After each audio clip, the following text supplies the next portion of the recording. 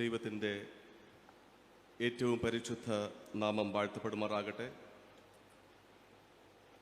ഇപ്രകാരം അനുഗ്രഹിക്കപ്പെട്ട ഒരു ഭാഗ്യം ദൈവം എനിക്ക് നൽകിയതിനെ ഓർത്ത് ഞാൻ ദൈവത്തെ സ്തുതിക്കുന്നതിനോടൊപ്പം നിങ്ങൾ എൻ്റെ മേൽ വച്ചിരിക്കുന്ന ഈ അമിത ഭാരത്തെ ഓർത്ത് literally I am becoming too weak. എന്നാലും ഞാനിവിടെ സംസാരിക്കുവാനായിട്ട് നിൽക്കുന്നത് എന്നെക്കുറിച്ചല്ല എന്നുള്ളത് കൊണ്ട് മാത്രം ഞാൻ ബലം പ്രാപിച്ചു. ദൈവത്തിൻ്റെ കൃപയാൽ ദൈവം നടത്തട്ടെ എന്ന് നമുക്ക് പ്രാർത്ഥിക്കുകയും ചെയ്യാം. പ്രത്യേകിച്ച് രണ്ടാമത്തെ പ്രാവശ്യമാണ് ഈസ്റ്റ് കേരള മഹായിടവകയുടെ പരിധിയിൽ എനിക്ക് വരുവാനായിട്ട് ഭാഗ്യമുണ്ടാകുന്നത്. ചില വർഷങ്ങൾക്ക് മുൻപ് right doctor K G Daniel തിരുമേനി ബിഷപ്പായിരിക്കുന്ന സമയത്ത് തിരുമേനിയുടെ സഹോദരൻ്റെ മകൻ്റെ വിവാഹത്തിന് എനിക്ക് പങ്കെടുക്കുവാനും ഈ മഹായിടവകയിൽ ഒരു സഭയിൽ ആരാധനയ്ക്ക് നേതൃത്വം നൽകുവാനും എനിക്ക് ദൈവം കൃപ നൽകി. അന്ന് എവിടെയോ ഒരു ഭവനത്തിലാണ് ഞാൻ താമസിച്ചത്. I forgot that location. പ്രത്യേകിച്ച് ഇന്ന് രണ്ടാമത് വരുമ്പോഴും തിരുമേനിയോടൊപ്പം ഈ വേദി പങ്കിടാൻ ദൈവം എന്നെ സഹായിച്ചതിനെ ഓർത്ത് ഞാൻ ദൈവത്തെ സ്തുതിക്കുന്നു. മിഷണറിമാർ, ദൈവത്തിൻ്റെ വേദന അറിയുന്നവർ. മിഷണറിമാർ, ദൈവത്തിൻ്റെ വേദന അറിയുന്നവർ. ഒരു വേദഭാഗം വായിച്ചാട്ടെ. ലൂക്കോസ് എഴുതിയ സുവിശേഷം 10-ാമത്തെ അധ്യായം 1 മുതൽ 9 വരെയും 17 മുതൽ 20 വരെയും. അനന്തരം കർത്താവ് വേറെ 70 പേരെ നിയമിച്ചു. താൻ ചെല്ലുവാനുള്ള ഓരോ പട്ടണത്തിലേക്കും സ്ഥലത്തിലേക്കും അവരെ തനിക്ക് മുമ്പായി ഈരണ്ടായി അയച്ചു. അവരോട് പറഞ്ഞത്, കൊയ്ത്തു വളരെയുണ്ട് സത്യം, വേലക്കാരോ ചുരുക്കം. ആകയാൽ കൊയ്ത്തിൻ്റെ യജമാനനോട് തൻ്റെ കൊയ്ത്തിന് വേലക്കാരെ അയക്കേണ്ടതിന് അപേക്ഷിപ്പീൻ. പോകുവീൻ, ചെന്നായ്ക്കളുടെ നടുവിൽ കുഞ്ഞാടുകളെപ്പോലെ ഞാൻ നിങ്ങളെ അയക്കുന്നു. സഞ്ചിയും പൊക്കണവും ചെരുപ്പും എടുക്കരുത്. വഴിയിൽ വെച്ച് ആരെയും വന്ദനം ചെയ്യുകമരുത്. ഏത് വീട്ടിലെങ്കിലും ചെന്നാൽ ഈ വീട്ടിന് സമാധാനമെന്ന് ആദ്യം പറവീൻ. അവിടെ ഒരു സമാധാനപുത്രനുണ്ടെങ്കിൽ നിങ്ങളുടെ സമാധാനം അവന്മേൽ വസിക്കും. ഇല്ലെന്ന് വരികിലോ നിങ്ങളിലേക്ക് മടങ്ങിപ്പോരും. അവർ തരുന്നത് തിന്നും കുടിച്ചും കൊണ്ട് ആ വീട്ടിൽ തന്നെ പാർപ്പീൻ. വേലക്കാരൻ തൻ്റെ കൂലിക്ക് യോഗ്യനല്ലോ. വീട്ടിൽ നിന്ന് വീട്ടിലേക്ക് മാറിപ്പോകരുത്. ആ 70 പേർ സന്തോഷത്തോടെ മടങ്ങി വന്നു. കർത്താവേ, നിന്റെ നാമത്തിൽ ഭൂതങ്ങളും ഞങ്ങൾക്ക് കീഴടങ്ങുന്നു എന്ന് പറഞ്ഞു. അവൻ അവരോട്, സാത്താൻ മിന്നൽ പോലെ ആകാശത്തു നിന്ന് വീഴുന്നത് ഞാൻ കണ്ടു. പാമ്പുകളെയും തേളുകളെയും ശത്രുവിൻ്റെ സകല ബലത്തെയും ചവിട്ടുവാൻ ഞാൻ നിങ്ങൾക്ക് അധികാരം തരുന്നു. ഒന്നും നിങ്ങൾക്കൊരിക്കലും ദോഷം വരുത്തുകയുമില്ല. എങ്കിലും ഭൂതങ്ങൾ നിങ്ങൾക്ക് കീഴടങ്ങുന്നതല്ല, നിങ്ങളുടെ പേർ സ്വർഗത്തിൽ എഴുതിയിരിക്കുന്നതിലത്രേ സന്തോഷിപ്പീൻ. നമുക്ക് പ്രാർത്ഥിക്കാം. വചനത്തിൻ്റെ ദാതാവായ ഞങ്ങളുടെ നല്ല ദൈവമേ, ഈ അനുഗ്രഹിക്കപ്പെട്ട നല്ല പ്രഭാതം ഞങ്ങളുടെ ജീവിതത്തിൽ അങ്ങ് ദാനമായി നൽകിയതിനെ ഓർത്ത് ഞങ്ങൾ അങ്ങയെ സ്തുതിക്കുന്നു. അങ്ങയുടെ വലിയ വേല ചെയ്യുവാൻ കർത്താവെ ഞങ്ങളെ അങ്ങ് തിരഞ്ഞെടുത്തിരിക്കുന്നതിനെ ഓർത്ത് ഞങ്ങൾ അങ്ങേക്ക് സ്തുതി സ്തോത്രങ്ങൾ കരയറ്റുന്നു. ഇപ്രകാരം ഈ അനുഗ്രഹിക്കപ്പെട്ട നല്ല സമയം മിഷണറി ദിനമായി ആചരിപ്പാനും മിഷണറിമാരെ അവരുടെ വേദനകളെക്കുറിച്ച് ഓർത്ത് പ്രാർത്ഥിപ്പാനും അവർക്ക് പ്രാർത്ഥനയുടെ ശക്തി ഞങ്ങൾ നിങ്ങളുടെ പുറകിലുണ്ട് എന്ന് അറിയിപ്പാനും ദൈവത്തിന് വേണ്ടിയാണ് അവർ വേല ചെയ്യുന്നത് എന്ന് വ്യക്തമായ ഒരു ധാരണ അവരുടെ ജീവിതത്തിൽ ഉത്ഭവിപ്പാനും ദൈവമേ, ഈ ആരാധനയിലൂടെ അങ്ങ് ഇടയാക്കണമേ എന്ന് ഞങ്ങൾ അങ്ങയോട് പ്രാർത്ഥിക്കുന്നു. പൂർണ്ണമായി ഞങ്ങളെ തന്നെ ഞങ്ങളുടെ കരങ്ങൾ സമർപ്പിക്കട്ടെ. അങ്ങ് തന്നെ സംസാരിക്കണമേ. മാനുഷികമായ ശബ്ദമല്ല, ദൈവത്തിൻ്റെ ശബ്ദം കേൾപ്പാൻ നാഥ ഞങ്ങളെ ഓരോരുത്തരെയും അങ്ങ് ഇടയാക്കണമേ എന്ന് പ്രാർത്ഥിക്കുന്നു. അങ്ങ് തന്നെ ഞങ്ങളോട് കൂടെ ഇരിക്കണം. യേശു കർത്താവിൻ്റെ നാമത്തിൽ പ്രാർത്ഥിക്കുന്നു. ദയവോടെ കേൾക്കണം സ്വർഗസ്ഥ നല്ല പിതാവേ, ആമേൻ. ഒരിക്കൽ കൂടെ ഈ ഒരു മനോഹരമായ സമയം എനിക്ക് നൽകിയ ദൈവത്തെ ഞാൻ സ്തുതിച്ചുകൊണ്ട് എനിക്ക് നിങ്ങളുടെ മുമ്പിൽ ഒരു ചോദ്യം വയ്ക്കണം എന്ന് ആഗ്രഹിക്കുകയാണ്. ഇവിടെ ഈ സഭ ഈസ്റ്റ്കളുടെ മഹായിടവകയിലെ വിശ്വാസികളായിട്ടുള്ള എത്ര പേരാണ് ഇതിനകത്ത് ഇപ്പോൾ ഉള്ളത്? ഒന്ന് കൈ ഉയർത്തി കാണിച്ചാട്ടെ. അച്ഛന്മാരോ മറ്റ് ആൾക്കാരോ ഒഴികെ. ഓക്കെ, എനിക്ക് നിങ്ങളോടാണ് ചോദ്യം. ആരാണ് നിങ്ങളുടെ മഹായിടവകയിലെ മിഷണറിമാർ? ഒന്ന് കാണിച്ചു തരാമോ?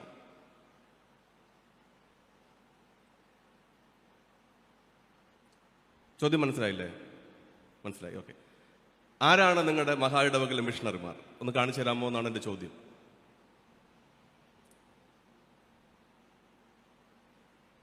ആരുമില്ലേ നിങ്ങളുടെ മഹായിടവകയിൽ? ഈ സ്റ്റേജിൽ നിന്ന് പാടി ഇതല്ല നേരത്തെ ലീഡ് ചെയ്തെല്ലാം മിഷണർമാരല്ലേ? ഓക്കെ, ആരെങ്കിലും നിങ്ങൾക്ക് ഐഡന്റിഫൈ ചെയ്യാൻ പറ്റുമോ ഇവിടെ നിന്ന്?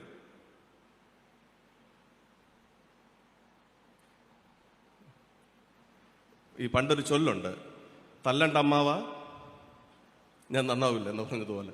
എന്നോട് ചോദിക്കണ്ട, എത്ര ചോദിച്ചാലും ഞാൻ പറയില്ല എന്ന് നിങ്ങൾ ഉറപ്പിച്ചിരിക്കുന്നത് പോലെയാണ് എനിക്ക് തോന്നുന്നത്. നിങ്ങൾക്ക് ആർക്കും ഐഡന്റിഫൈ ചെയ്യാൻ പറ്റുമോ മിഷണർമാരെ? ആരുണ്ട്? ഒരുപാട് പേരുണ്ട്.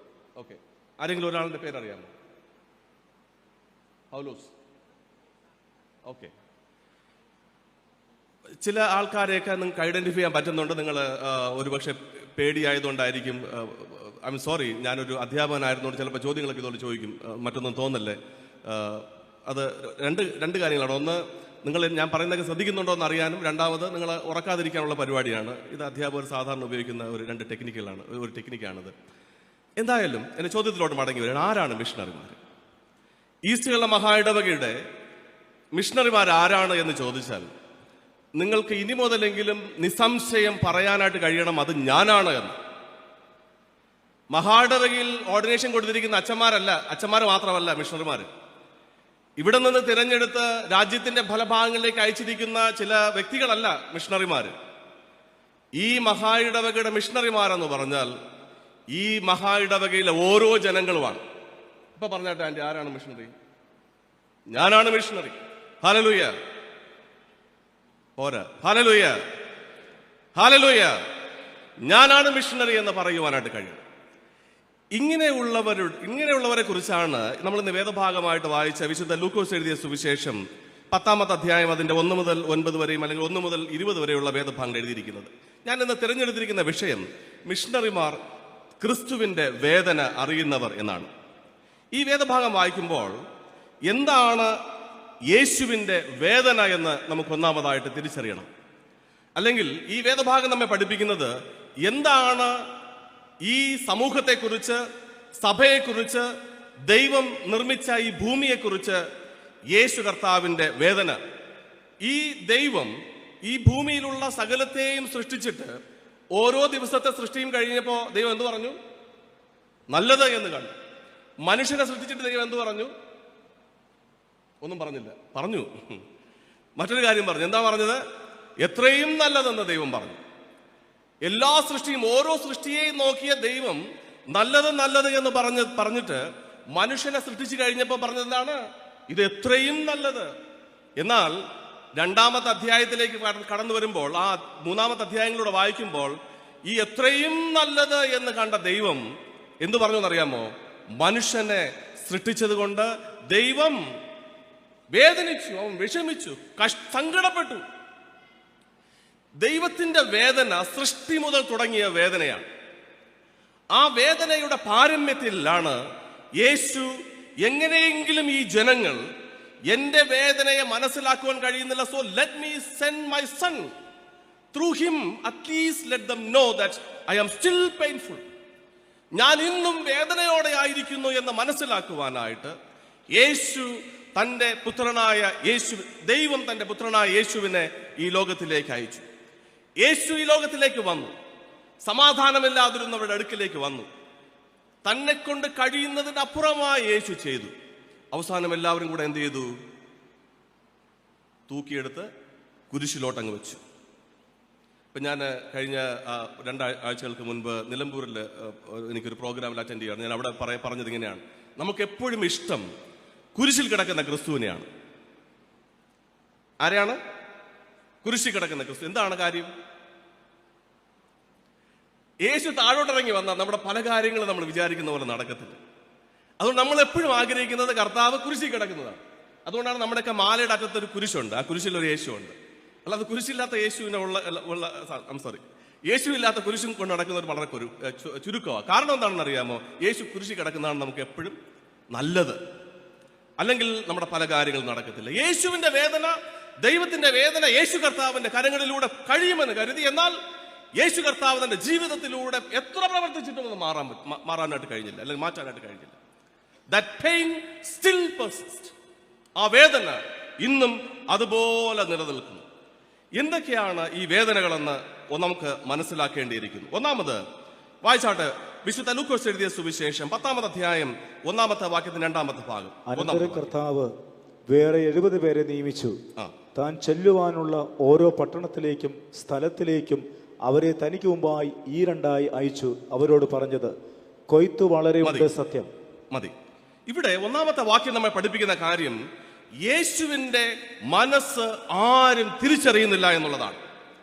എന്താണ് യേശുവിന്റെ മനസ്സ്? Missionaries are the one who knows the mind of Jesus. യേശുവിന്റെ മനസ്സിനെ, യേശുവിന്റെ ഹൃദയത്തെ അതുപോലെ മനസ്സിലാക്കുന്നവരാണ് മിഷണറിമാർ. മിഷണറിമാർ ആരാണ്? ഞാനാണ് മിഷണറി. അത് മറക്കരുത്, അതൊന്നും മാറിപ്പോരുത്. മിഷണറി ആരാണ്? ഞാനാണ്. ഓക്കെ, മിഷണറി എന്ന് പറയുന്നത് ദൈവത്തിന്റെ ഹൃദയത്തെ ഉള്ളതുപോലെ മനസ്സിലാക്കുന്നവനാണ്, അല്ലെങ്കിൽ വിശ്വാസി യേശുവിന്റെ ഹൃദയത്തെ മനസ്സിലാക്കുന്നവനാണ്. എന്നാൽ ദൈവത്തിന്റെ വേദന എന്ന് പറയുന്നത് യേശുവിന്റെ മനസ്സിനെ ഇന്ന് ആരും തിരിച്ചറിയുന്നില്ല എന്നുള്ളതാണ്. എന്തുവാണ് അവിടെ വായിക്കുന്നത്? ഒന്നുകൂടെ വായിച്ചാട്ടെ. Jesus send them where he intended to go. എന്തുവാ എഴുതിയിരിക്കുന്നത് അവിടെ? യേശു താൻ പോകുവാൻ ആഗ്രഹിച്ച സ്ഥലത്ത് തനിക്ക് മുൻപായി അയച്ചു. ഇന്ന് പലപ്പോഴും നമ്മൾ ചിന്തിക്കുന്നത് എന്താണെന്ന് അറിയാമോ? ഇതെന്റെ സ്ഥലമാണ്. ഒരു പള്ളിയിലോട്ട് നിങ്ങൾ അയക്കുമ്പോൾ, ട്രാൻസ്ഫർ വരുമ്പോൾ നമ്മൾ വിചാരിക്കുന്ന ഇത് എന്റെ രാജ്യമാണ്. അച്ഛന്മാരെ കുറിച്ച് പൊതുവെ, ഞാനൊരു അച്ഛനാണ്, എൻ്റെ അച്ഛന്മാരുടെ മൈൻഡ് എനിക്ക് നന്നായിട്ട് അറിയാം. ഞാനൊരു അച്ഛനാണ്, അതുകൊണ്ട് ഞാൻ എൻ്റെ മനസ്സുള്ളതുപോലെ പറയുകയാണ്. ഒരു പള്ളിയിലോട്ട് നമ്മൾ പോയി ചാർജ് എടുത്തു കഴിഞ്ഞാൽ പിന്നെ അത് എൻ്റെ രാജ്യമാണ്. പിന്നെ ഞാനാണ് അവിടെ സകലവും, ഞാൻ പറയുന്നതാണ് അവിടുത്തെ വേദവാക്യം, മറ്റൊന്നുമില്ല. എന്നാൽ യേശു ഇവിടെ എന്താണ് പറയുന്നത് എന്ന് നോക്കിയാൽ, താൻ പോകുവാൻ ആഗ്രഹിച്ച സ്ഥലത്ത് അവന് മുൻപായി അയച്ചതാണ് മിഷണറിമാർ. അതായത് ഇന്ന് നിങ്ങൾ എവിടെ നിങ്ങളുടെ വേല ചെയ്യുന്നുവോ അവിടെ യേശു പോകുവാൻ ആഗ്രഹിച്ച സ്ഥലമാണെന്ന് മറന്നു പോകരുത്. യേശു പോകുവാൻ ആഗ്രഹിച്ചിട്ട് അവൻ വരുന്നതിന് മുൻപേ നിങ്ങളെ അവിടെ അയച്ചിരിക്കുന്നു എന്ന് മാത്രമേ ഉള്ളൂ. ആന്ധ്രയില് നിങ്ങൾക്ക് മിഷൻ ഫീൽഡ് ഉണ്ട്, മറ്റ് പല സംസ്ഥാനങ്ങളിലും മിഷൻ ഫീൽഡ് ഉണ്ട്. ദക്ഷിണ കേരള മഹായിടവയ്ക്ക് ഈ ഭാരതത്തിന്റെ എല്ലാ സ്റ്റേറ്റുകൾക്കകത്ത് മിഷൻ ഫീൽഡ് ഉണ്ട്. അവിടുത്തെ 2 മിഷൻ ഫീൽഡിന്റെ ഇൻചാർജ് ആയിട്ടിരുന്ന ആളാണ് ഞാൻ. അവിടെ പോയി കഴിഞ്ഞാൽ പിന്നെ നമ്മളാണ് രാജാക്കന്മാർ. അവിടെ മറ്റുള്ള മിഷണറിമാരൊക്കെ അവരുടെ കൂലിപ്പടകളാണ്, അല്ലെങ്കിൽ അവരുടെ അടിയാളന്മാരാണ്, വേലക്കാരാണ്. എന്നാൽ ഒരു കാര്യം നിങ്ങൾ മറന്നു പോകരുത്, യേശു താൻ പോകുന്നതിന് മുൻപേ നിങ്ങളെ അവിടെ അയച്ചിരിക്കുന്നു എന്ന് മാത്രമേ ഉള്ളൂ. ഇപ്പോൾ നിങ്ങൾ സുവിശേഷ പ്രവർത്തനം നടത്തുന്ന സ്ഥലം യേശു പോകുവാൻ ആഗ്രഹിച്ച സ്ഥലമാണ്. യേശുവിന് വേണ്ടി അല്ലെങ്കിൽ വഴി നിരപ്പാക്കുവാൻ വേണ്ടി മാത്രമാണ് നിങ്ങൾ അയച്ചിരിക്കുന്നതെന്ന് മറന്നു പോകരുത്. അവിടെ നടക്കേണ്ടത് നിങ്ങളുടെ പ്രവർത്തനങ്ങളല്ല, നിങ്ങളുടെ സേവനങ്ങളല്ല, നിങ്ങളുടെ വേലകളല്ല. നമ്മൾ നന്നായിട്ട് പാടുമല്ല, എന്തോ പാട്ട്, നിന്റെ പേരിൽ ഞങ്ങൾ ചെയ്യുന്ന വേലകൾ. അതിന്റെ അർത്ഥം എന്താണ്? ഞാൻ കൂടുതലോട്ട് അങ്ങോട്ട് പോകുന്നില്ല. വായിക്കാം. വിശുദ്ധ ഉൽപ്പത്തികളുടെ പുസ്തകം 12-ാമത്തെ അധ്യായം 1-ാമത്തെ വാക്യം. യഹോവ അബ്രഹാമിനോട് അരുളി ചെയ്തെന്തെന്നാൽ, നീ നിന്റെ ദേശത്തെയും ചാർച്ചക്കാരെയും പിതൃഭവനത്തെയും വിട്ടുപുറപ്പെട്ട് ഞാൻ നിന്നെ കാണിപ്പാനിരിക്കുന്ന ദേശത്തേക്ക് പോകാം. ഇവിടെ അബ്രഹാമിന്റെ ജീവിതത്തിലൂടെ ദൈവം നമ്മെ പഠിപ്പിക്കുന്നത്, ദൈവം അബ്രഹാമിനോട് പറയുകയാണ്, നീ നിന്റെ പിതൃഭവനത്തെയും ചാർച്ചക്കാരെയും വിട്ട് ഞാൻ നിന്നെ കാണിപ്പാനിരിക്കുന്ന ദേശത്തേക്ക് പോകാം. ഇതാണ് മിഷണറി ദൗത്യം. എല്ലാം ഒരു ഭാഗത്തിരുന്ന് അനുഭവിച്ച് സന്തോഷിച്ച് സമാധാനമായി എല്ലാത്തിന്റെയും നിയന്ത്രണം ഏറ്റെടുത്തായിരിക്കുമ്പോൾ അബ്രഹാമിനോട് വന്ന ദൈവം പറയുകയാണ്, ഞാൻ നിന്നെ കാണിപ്പാനിക്കുന്ന ദേശത്തേക്ക് പോകുക. അബ്രഹാമിന്റെ ചോദ്യം എന്തായിരുന്നു? What that he was asking to God back. Abraham എന്ത് ചോദിച്ചു? കർത്താവേ, ഞാൻ എങ്ങോട്ടാണ് പോകേണ്ടത് ചോദിച്ചില്ല. തെറ്റിപ്പോല്ലേ? അബ്രഹാമിനോട് ദൈവം പറഞ്ഞു, ഞാൻ അതിനെ കാണിപ്പാനിരിക്കുന്ന ദേശത്തേക്ക് പോകാം. അബ്രഹാം ചോദിച്ചു, ഞാൻ എവിടേക്ക് പോകണം? തിരുമേനി ഇവിടെ നിന്ന് നിങ്ങൾക്ക് ട്രാൻസ്ഫർ ലിസ്റ്റ് തരികയാണ്. അപ്പോൾ അതിനകത്ത് നിങ്ങളെ ട്രാൻസ്ഫർ ചെയ്തിരിക്കുന്ന സ്ഥലം മെൻഷൻ ചെയ്ത് തരും. കഴിഞ്ഞ പ്രാവശ്യം ട്രാൻസ്ഫർ ലിസ്റ്റ് വന്നപ്പോൾ എനിക്ക് ഈ സ്ഥലം വേണ്ട, മറ്റൊരു സ്ഥലത്തേക്ക് എന്നെ മാറ്റി അല്ലെങ്കിൽ എന്നെ അപ്പോയിന്റ് ചെയ്യാമോ എന്ന് ചോദിക്കാത്ത എത്ര പേരുണ്ട് ഇവിടെ? നിങ്ങളെ കുറിച്ചല്ല, ഞാൻ മറ്റു ഡൈസിനെ കുറിച്ച് പറയും. നിങ്ങളെല്ലാം നല്ലവരാണ്. ദൈവം നിങ്ങൾ അയക്കുന്നത് നിങ്ങളുടെ ജോലി ചെയ്യാനല്ല. എപ്പോഴാണ് നിങ്ങളുടെ ജോലി എപ്പോഴാണ് നിങ്ങൾ ട്രാൻസ്ഫർ വേണ്ടെന്ന് പറയുന്നത് അറിയാമോ? നിങ്ങളുടെ കാര്യങ്ങളെ വളരെ ഭംഗിയായിട്ട് പോകണമെന്ന് ചിന്തിക്കുമ്പോഴാണ്. 3 സ്ഥലത്തു നിന്നാണ് എനിക്ക് PhD സ്റ്റഡീസിന് വിത്ത് സ്കോളർഷിപ്പ് എനിക്ക് അഡ്മിഷൻ കിട്ടിയത്. Kent, university of Kent, university of Chicago, ജർമ്മനിയിലെ മിഷൻ അക്കാഡമി. ഈ 3 സ്ഥലത്തു നിന്നും എന്റെ PhDക്കുള്ള അഡ്മിഷൻ വിത്ത് സ്കോളർഷിപ്പ് എനിക്ക് കിട്ടി. അതിന്റെ വളരെ വെരി മെൻഷൻ അതിന് എഴുതിയിട്ടുണ്ട്, ഫുൾ സ്കോളർഷിപ്പ്. പക്ഷേ യു ഷുഡ് കം സിംഗിൾ. നീ ഒറ്റയ്ക്ക് വരണം. You cannot bring your family. I reply to all these 3. If you can provide a scholarship with family, I will come. Otherwise, I will stay back. ദൈവത്തിനു വേണ്ടി നമുക്കെന്തും നമുക്ക് കളയാനായിട്ട് പറ്റും. പക്ഷെ കളയേണ്ടത് നമ്മുടെ ഈഗോയാണ് ഒന്നാമത്. അബ്രഹാമിന്റെ ജീവിതത്തിൽ പറഞ്ഞത്, അബ്രഹാമിനോട് ദൈവം പറഞ്ഞത്, നീ നിന്നെ എല്ലാവരെയും വിട്ട് നീ പുറപ്പെടുക. അബ്രഹാം മക്കളെ എടുത്തു, ഭാര്യ എടുത്തു, അവനുണ്ടായതെല്ലാം എടുത്തു. അവൻ എങ്ങോട്ട് പോകുന്നു എന്നറിയാതെ വായിക്കാം. 13:11. ലോത്ത് യോർദാൻ അരികെയുള്ള പ്രദേശമൊക്കെയും തെരഞ്ഞെടുത്തു. ഇങ്ങനെ ലോത്ത് കിഴക്കോട്ട് യാത്രയായി. മതി. 2 പേര് ഒരുമിച്ച് യാത്ര തുടങ്ങുന്നു. ദൈവത്തിന്റെ ദർശനം വായിച്ചിട്ടാണ്, മറന്നു പോരുത്. ദൈവം അവരോട് പറഞ്ഞു, നിന്റെ ചാർച്ചക്കാരെയും പിതൃഭവനത്തെ എല്ലാം വേണ്ടി യാത്രയാകുക. അബ്രഹാം യാത്ര ചെയ്തു, അബ്രഹാമിന്റെ കൂടെ ലോത്തും യാത്ര ചെയ്തു. എന്നാൽ 13-ാമത്തെ അധ്യായം അതിന്റെ 11-ാമത്തെ വാക്യത്തിലോട്ട് വരുമ്പോ അവിടെ നമുക്ക് വായിക്കുവാനായിട്ട് കഴിയുന്നത് എന്താണെന്ന് അറിയാമോ? അവിടെ അബ്രഹാമും ലോത്തും തമ്മിലുള്ള ഒരു പ്രശ്നം. What happened at the end? That is very important. ദൈവം പറഞ്ഞത് കേൾക്കാതെ യാത്ര ചെയ്തപ്പോ ലോത്തിന്റെ ജീവിതത്തിൽ എന്ത് സംഭവിച്ചു? നമുക്കറിയാം, അവന്റെ ജീവിതത്തിൽ എത്രമാത്രം അവൻ അധപ്പതിച്ചു പോയെന്ന് നമുക്കറിയാം. അവൻ കാഴ്ചയ്ക്ക് മനോഹരമായ സ്ഥലം തിരഞ്ഞെടുത്തു, നല്ല വെള്ളമുള്ള സ്ഥലം തിരഞ്ഞെടുത്തു. ഈ മലയുടെ ഏറ്റവും മുകളിലൊരു പള്ളിയുണ്ട്. ഇന്നലെ എന്നെ സഹായിച്ച എൻ്റെ സുഹൃത്തുക്കളൊക്കെ പറയാറുണ്ട്, വെള്ളം പ്രശ്നമാണ് അവിടെ.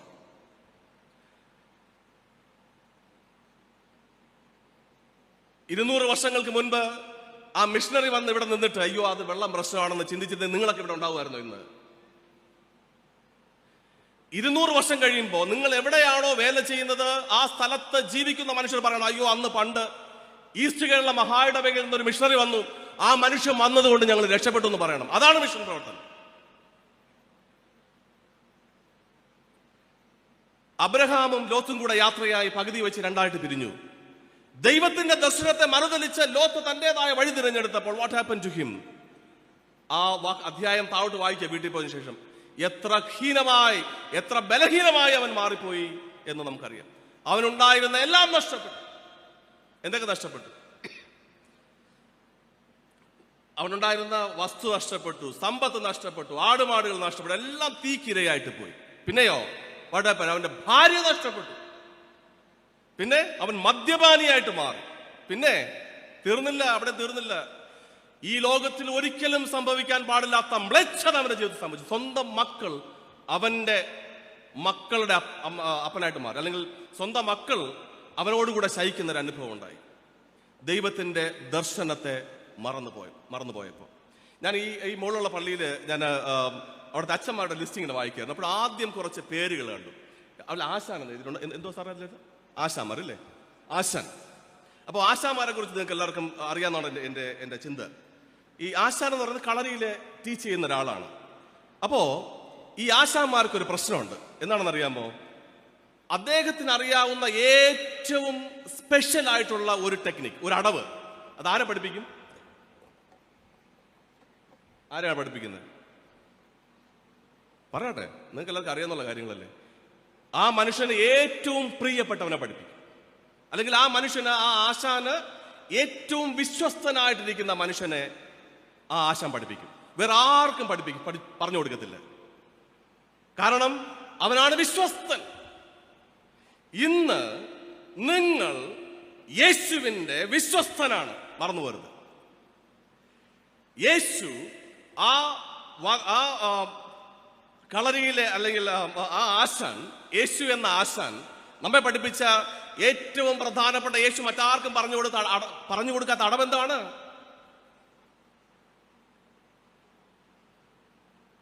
എന്നിൽ വിശ്വസിക്കുക. ഇത് ഓരോരുത്തർക്കും ഓരോ രീതിയിലാണ് പറഞ്ഞു കൊടുക്കുന്നത്. പക്ഷേ ആശാൻ യേശു കർത്താവ് നമ്മെ ഓരോരുത്തരെയും പഠിപ്പിച്ചൊരു കാര്യമുണ്ട്: അവനിൽ വിശ്വസിക്കുക, അവന്റെ മനസ്സിനെ തിരിച്ചറിയുക. നീയാണ് ആ ആശാന്റെ ഏറ്റവും വിശ്വസ്തനായ ശിഷ്യൻ, മറന്നു വരുത്. ഇന്ന് എന്റെ മുമ്പിലിരിക്കുന്ന നിങ്ങൾ ഓരോരുത്തരുമാണ് ആ ആശാന്റെ ഏറ്റവും വലിയ അല്ലെങ്കിൽ ഏറ്റവും വിശ്വസ്തനായ ശിഷ്യൻ. പക്ഷേ ഒരു പ്രശ്നമുണ്ട്: നീ ആർക്ക് വേണ്ടിയാണ് നിന്നെ ആശാൻ പഠിപ്പിച്ച അടവ് പ്രയോഗിക്കുന്നത് എന്നുള്ളത് പ്രശ്നമാണ്. നിന്റെ വിശ്വാസം, ദൈവം നിന്റെ മേൽ അർപ്പിച്ച ആ പ്രത്യാശ, യേശു കർത്താവിന് നിന്നോടുള്ള സ്നേഹം, അത് നീ എന്തിനു വേണ്ടി ഉപയോഗിക്കുന്നു എന്നുള്ളതാണ് ഇന്നത്തെ പ്രശ്നം. ഇതാണ് യേശുവിന്റെ ഒന്നാമത്തെ വേദന. യേശുവിന്റെ മനസ്സാരും തിരിച്ചറിയുന്നില്ല. യേശുവിന്റെ മനസ്സ് തിരിച്ചറിയണം. രണ്ടാമത്, വിശുദ്ധ ലൂക്കോസ് എഴുതിയ സുവിശേഷം 10-ാമത്തെ അധ്യായം അതിന്റെ 3-ാമത്തെ വാക്യം: പോകുവീൻ, ചെന്നായ്ക്കൾ നടുവിൽ കുഞ്ഞാടുകളെ പോലെ ഞാൻ നിങ്ങളെ അയക്കുന്നു.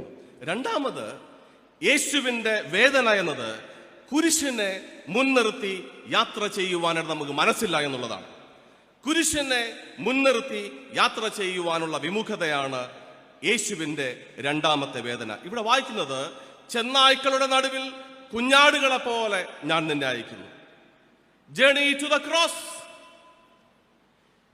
എല്ലാം അറിയാമായിരുന്നിട്ടും യേശു ദൈവത്തിന്റെ വാക്കുകളെ വിശ്വസിച്ച് യാത്ര ചെയ്തു.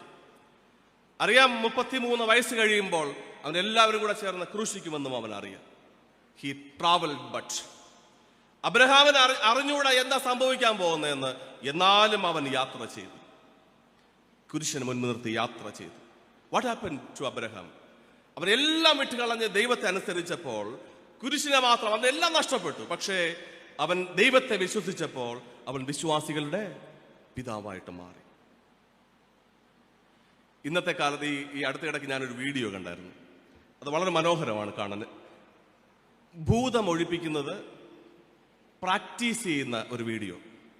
അതായത് സ്റ്റേജിൽ അന്ന് രാത്രിയോ അല്ലെങ്കിൽ പിറ്റേന്നോ നടക്കേണ്ട ആരാധന ഭൂതം ഒഴിപ്പിക്കൽ ആരാധനയാണ്. അതിനെ തലേ ദിവസം പ്രാക്ടീസ് ചെയ്യുന്ന വീഡിയോ. അപ്പോ ഭൂതം ഒരാളിന്റെ മേലിലോട്ട് വരുന്നു. അപ്പൊ പാസ്റ്റർ വന്നിട്ട് അങ്ങനെയല്ല വീഴേണ്ടത്, ഇങ്ങനെ വീഴണമെന്ന് പറയുന്നു. നിന്റെ മുഖം അങ്ങനെയല്ല, ഇങ്ങനെ വെക്കേണ്ടതെന്ന് പറയുന്നു. വളരെ പെർഫെക്റ്റ് ആയിട്ട് പ്രാക്ടീസ് ചെയ്യുന്ന ഒരു വീഡിയോ ഈ അടുത്ത ഇടയ്ക്ക് കാണാനായിട്ടിടയായി. നിങ്ങൾ എത്ര പേര് കണ്ടിട്ടുണ്ടെന്ന് എനിക്കറിയത്തില്ല. പക്ഷെ നിങ്ങൾ മറന്നു പോകരുത് ഒരു കാര്യം: യഥാർത്ഥമായി പിശാചിനെ അല്ലെങ്കിൽ അശുദ്ധാത്മാവിനെ ഒഴിപ്പിക്കുവാനുള്ള ശക്തി നിങ്ങൾക്കുണ്ട്. നിങ്ങൾ പ്രത്യേകിച്ച് പ്രാക്ടീസ് ചെയ്യേണ്ട കാര്യമൊന്നുമില്ല. നീ അധികാരത്തോടെ ഭൂതത്തോടെ ഒഴിഞ്ഞു പോകുവാനായിട്ട് പറഞ്ഞാൽ അത് നിന്നെ അനുസരിക്കും. അങ്ങനെയുള്ള അത്രയും പവർഫുൾ ആയിട്ടുള്ള നിങ്ങൾ, അല്ലെങ്കിൽ അത്രയും പവർഫുൾ ആയിട്ടുള്ള ചില ആൾക്കാർ പ്രാക്ടീസ് ചെയ്യുക മറ്റുള്ളവരുടെ മുമ്പ് കാണിക്കാൻ വേണ്ടി. പ്രഹസനം, ഇതിന്റെ പേരാണ് പ്രഹസനം. പലപ്പോഴും നമ്മുടെ ജീവിതത്തിൽ കുരിശിനെ മുൻനിർത്തി യാത്ര ചെയ്യുവാനായിട്ട് നമുക്ക് മടിയാണ്. കൊയർ അംഗങ്ങളോട് എനിക്കൊരു ചെറിയ ചോദ്യമുണ്ട്. ചോദിക്കാമല്ലോ? ഓക്കെ, കൊള്ളാം. നിങ്ങൾ ഈ ആരാധനയ്ക്ക് വേണ്ടി, ഈ പാട്ടുകൾ പാടാൻ വേണ്ടി നിങ്ങൾ കുറെ ദിവസമായിട്ട് ഒരുങ്ങുന്നുണ്ടല്ലേ? What was the best part of your preparation? Practice. The best part of the preparation for this choir was practice. എന്നാൽ ഞാൻ പറയും, the best part of the preparation for choir is not practice but surrender. എന്താണ് ഇതിന്റെ വ്യത്യാസം എന്നറിയാമോ? If you practice, your performance will be the best performance. But if you surrender, your performance will be the spirit-filled performance. ഇതാണ് വ്യത്യാസം. നിങ്ങൾ practice ചെയ്താൽ ഏറ്റവും മനോഹരമായിട്ട് പാടാനായിട്ട് നിങ്ങൾക്ക് പറ്റും. ഒരു സംശയമില്ല. നമ്മുടെ ബാംഗ്ലൂരിലെ പള്ളികൾ 4 മാസം 6 മാസമൊക്കെയാണ് ക്രിസ്മസ് കരോൾ ശുശ്രൂഷയ്ക്ക് വേണ്ടി പ്രാക്ടീസ് ചെയ്യുന്നത്. ദ ബെസ്റ്റ് ആയിട്ട് അവർ പെർഫോം ചെയ്യും. എപ്പോഴും ഞാൻ പറയും, practice is not the best part of your preparation, but surrender is the best part of your preparation. സമർപ്പണമാണ് ഏത് മിനിസ്ട്രിക്കും അടിസ്ഥാനമായി നിൽക്കേണ്ട കാര്യം. നിങ്ങൾ പ്രാക്ടീസ് ചെയ്ത് പാടിയാൽ പാട്ടുകൾ മനോഹരമായിരിക്കും. പക്ഷേ നിങ്ങൾ ഹൃദയ സമർപ്പണത്തോടെ പാടിയാൽ, നിങ്ങൾ പൂർണ്ണമായി നിങ്ങളെ തന്നെ ദൈവത്തിന് സമർപ്പിച്ചുകൊണ്ട് പാടിയാൽ, നിങ്ങളുടെ പാട്ടുകൾ കേൾക്കുന്ന പരിശുദ്ധാത്മാവ് നമ്മിലുള്ളത് തിരിച്ചറിയുവാനായിട്ട് പറ്റും. ഇതാണ് വ്യത്യാസം. അത് കൊയറിനെ കുറിച്ച് മാത്രമല്ല, അച്ഛന്മാരെ കുറിച്ചും എനിക്ക് പറയാനുള്ളത് തന്നെയാണ്. ആരാധനയ്ക്ക് പ്രസംഗിക്കുവാനായിട്ട് ഒരുപാട് പ്രാക്ടീസ് ചെയ്യണം, നിങ്ങൾ പ്രിപ്പയർ ചെയ്യണം. I am not saying no. പക്ഷേ നിങ്ങൾക്കുണ്ടാകേണ്ട സമർപ്പണമാണ്. ഓൾട്ടറിലേക്ക് കയറുന്നതിന് മുൻപ്, ആരാധന നടത്തുവാനായിട്ട് പുൽപ്പിലേക്ക് കയറുന്നതിന് മുൻപ് ഒന്നുകൂടെ ചികഞ്ഞു നോക്കണം, whether I am here with a practice or surrender. എന്നാൽ പലപ്പോഴും ഇന്നത്തെ കാലത്ത് വേദന സ്വീകരിക്കുവാൻ അല്ലെങ്കിൽ പ്രയാസങ്ങളിലൂടെ കടന്നു പോകാനായിട്ട് ആർക്കും ഇവിടെ കഴിയുന്നില്ല. ഒരിക്കലും ഒരു മനുഷ്യൻ, ചില ആൾക്കാർ നടന്നു പോകുമായിരുന്നു ഒരു റോഡ് സൈഡിൽ കൂടെ. അപ്പോൾ ഒരു മനുഷ്യൻ ഒരു സ്ട്രീറ്റ് ലൈറ്റിന്റെ താഴെ നിന്ന് എന്തോ ചികഞ്ഞു നോക്കുന്നതായിട്ട് കണ്ടു, എന്തോ തിരയുന്നതായിട്ട് ഈ മനുഷ്യന് കണ്ടു, ഇവർ കണ്ടു. അപ്പോൾ ഇവരെല്ലാവരും കൂടെ വന്ന് കൂടി അവരോട് ചോദിക്കുമോ, വാട്ട് ഹാപ്പൻ, എന്തുവാ സംഭവിച്ചത്? അപ്പോൾ ഈ മനുഷ്യൻ പറഞ്ഞു, എൻ്റെ പേഴ്സ് കളഞ്ഞുപോയി.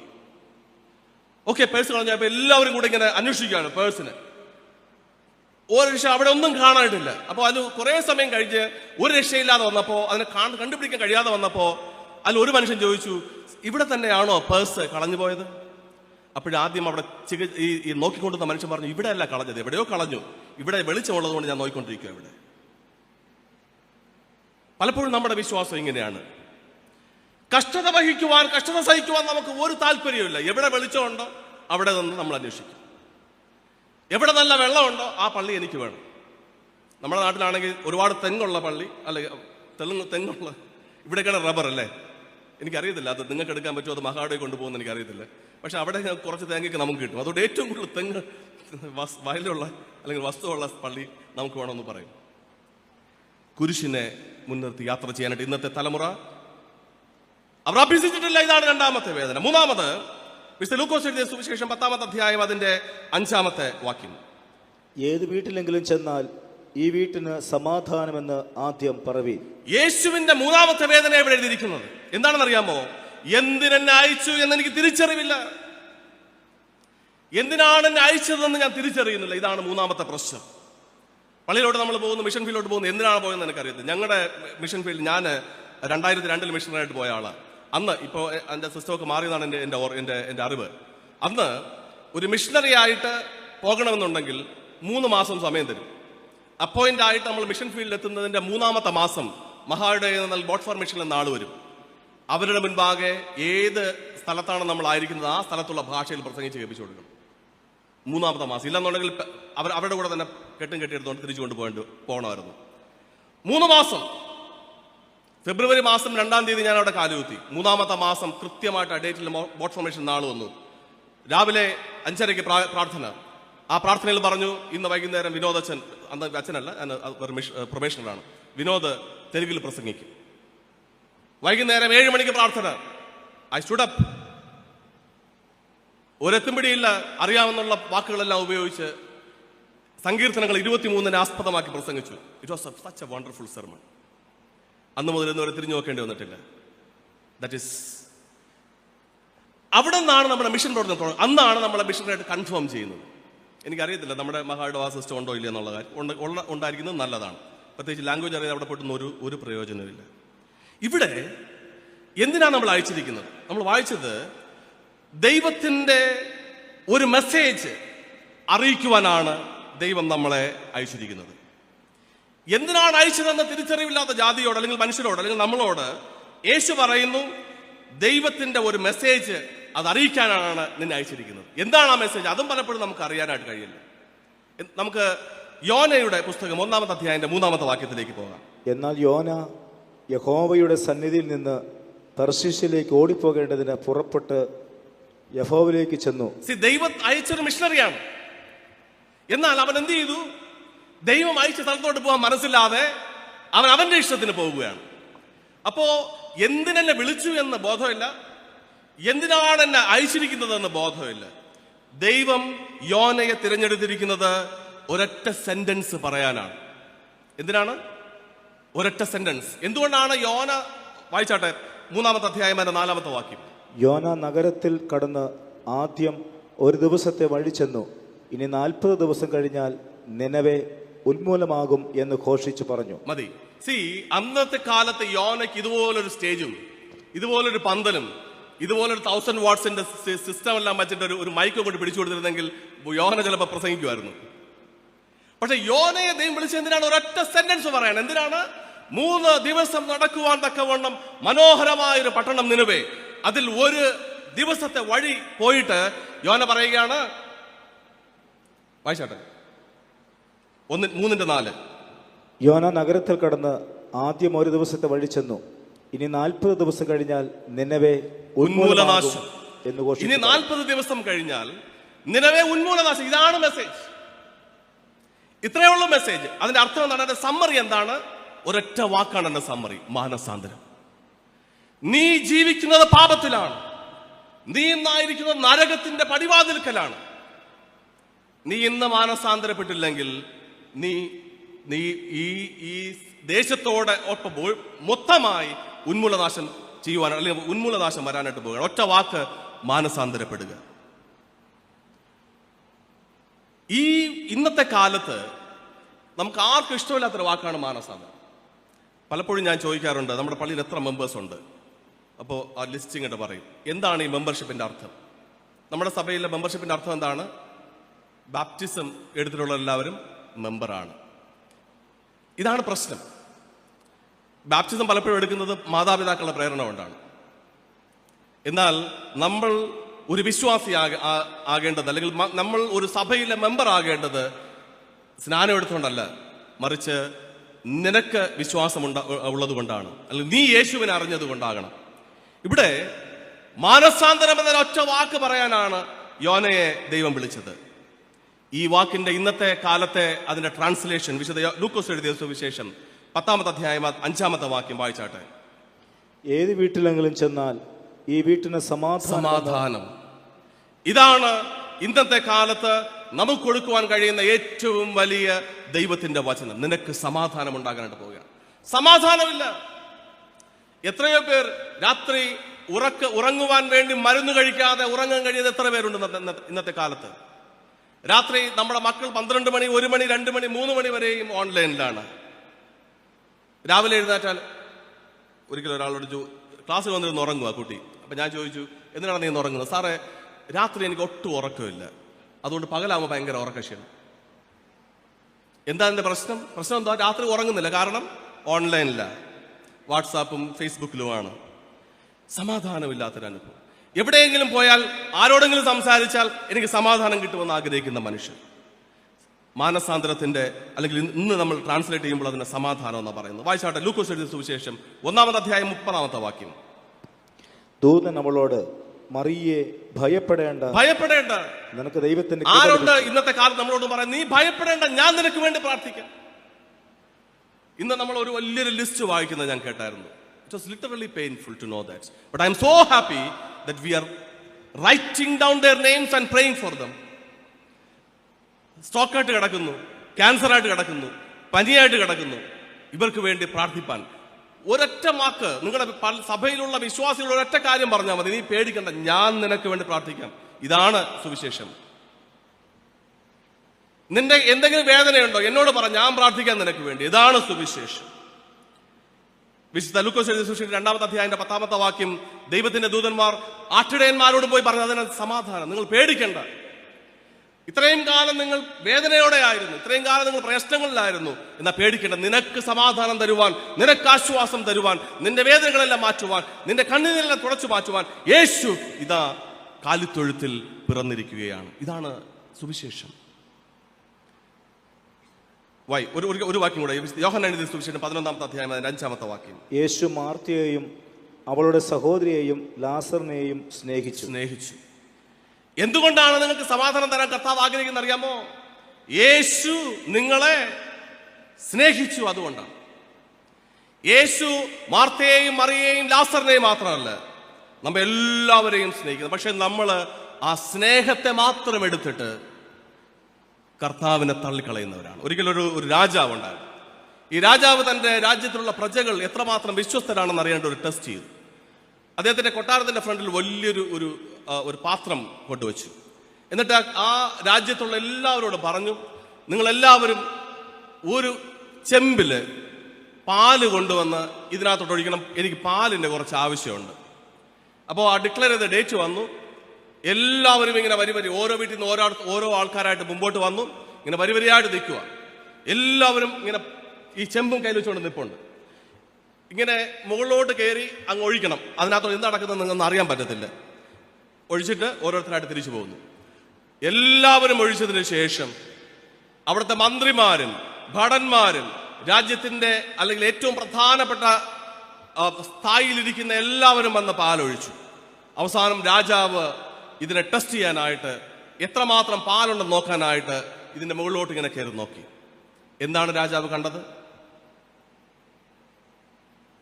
എന്താണ് രാജാവ് കണ്ടത് പറഞ്ഞാട്ടെ? നമ്മുടെ മനസ്സും ഒന്ന് അതോട് ചേർത്ത് വെച്ചാൽ മതി, മനസ്സിലാവും. എല്ലാവരും കൊണ്ടൊന്ന് ഒഴിച്ചു.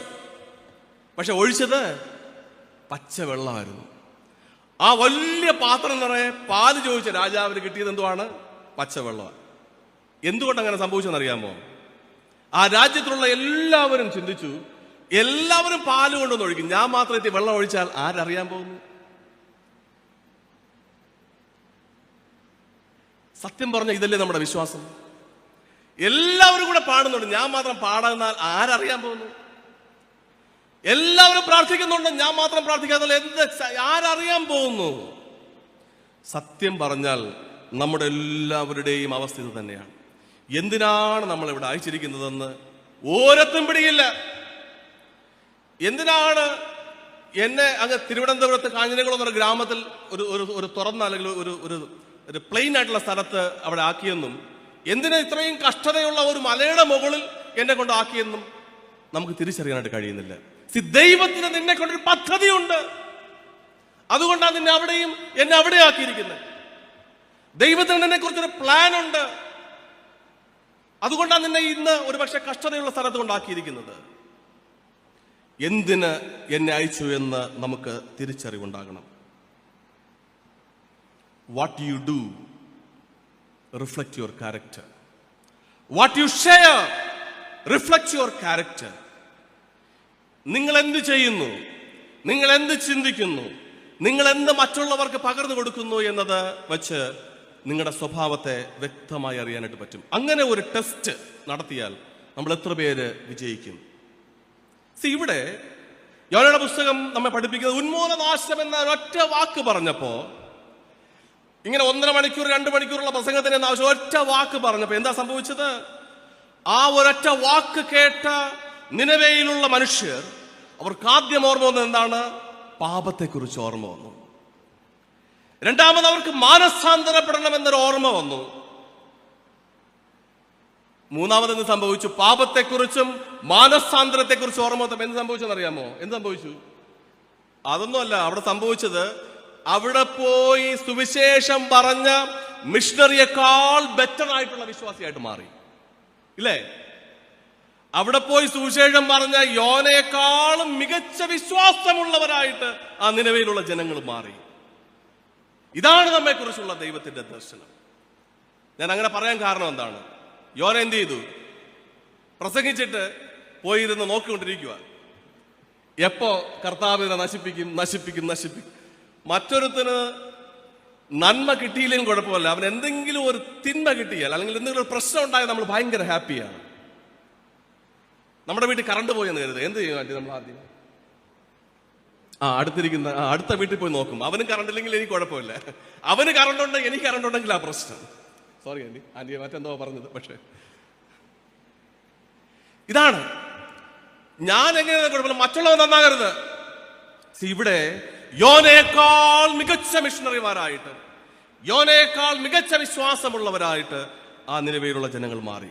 എന്തിനാണ് നമ്മെ ദൈവം വിളിച്ചിരിക്കുന്നത്, അയച്ചിരിക്കുന്നതെന്ന് മൂന്നാമതായിട്ട് നമുക്ക് തിരിച്ചറിവുണ്ടാവണം. നാലാമത്, ഈ വേദഭാഗം നമ്മെ പഠിപ്പിക്കുന്ന നാലാമത്തെ വിഷയം ലൂക്കോസ് എഴുതിയ സുവിശേഷം 10-ാമത്തെ അധ്യായം അതിന്റെ 7-ാമത്തെ വാക്യം. അവർ തരുന്നത് തിന്നും കുടിച്ചും കൊണ്ട് ആ വീട്ടിൽ തന്നെ പാർപ്പീൻ, വേലക്കാരൻ തന്റെ കൂലിക്ക് യോഗ്യനല്ലോ.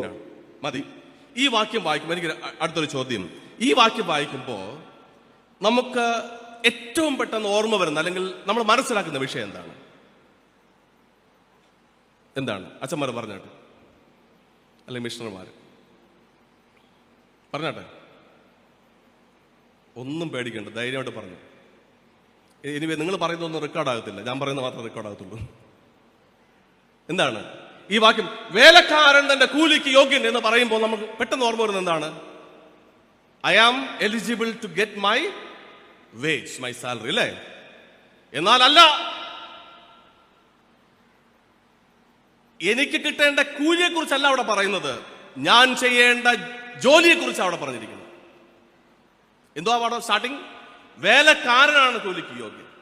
നമ്മൾ ആദ്യം അതങ്ങ് മറക്കും, അല്ലേ? വേല എന്നുള്ളതങ്ങ് മറക്കും.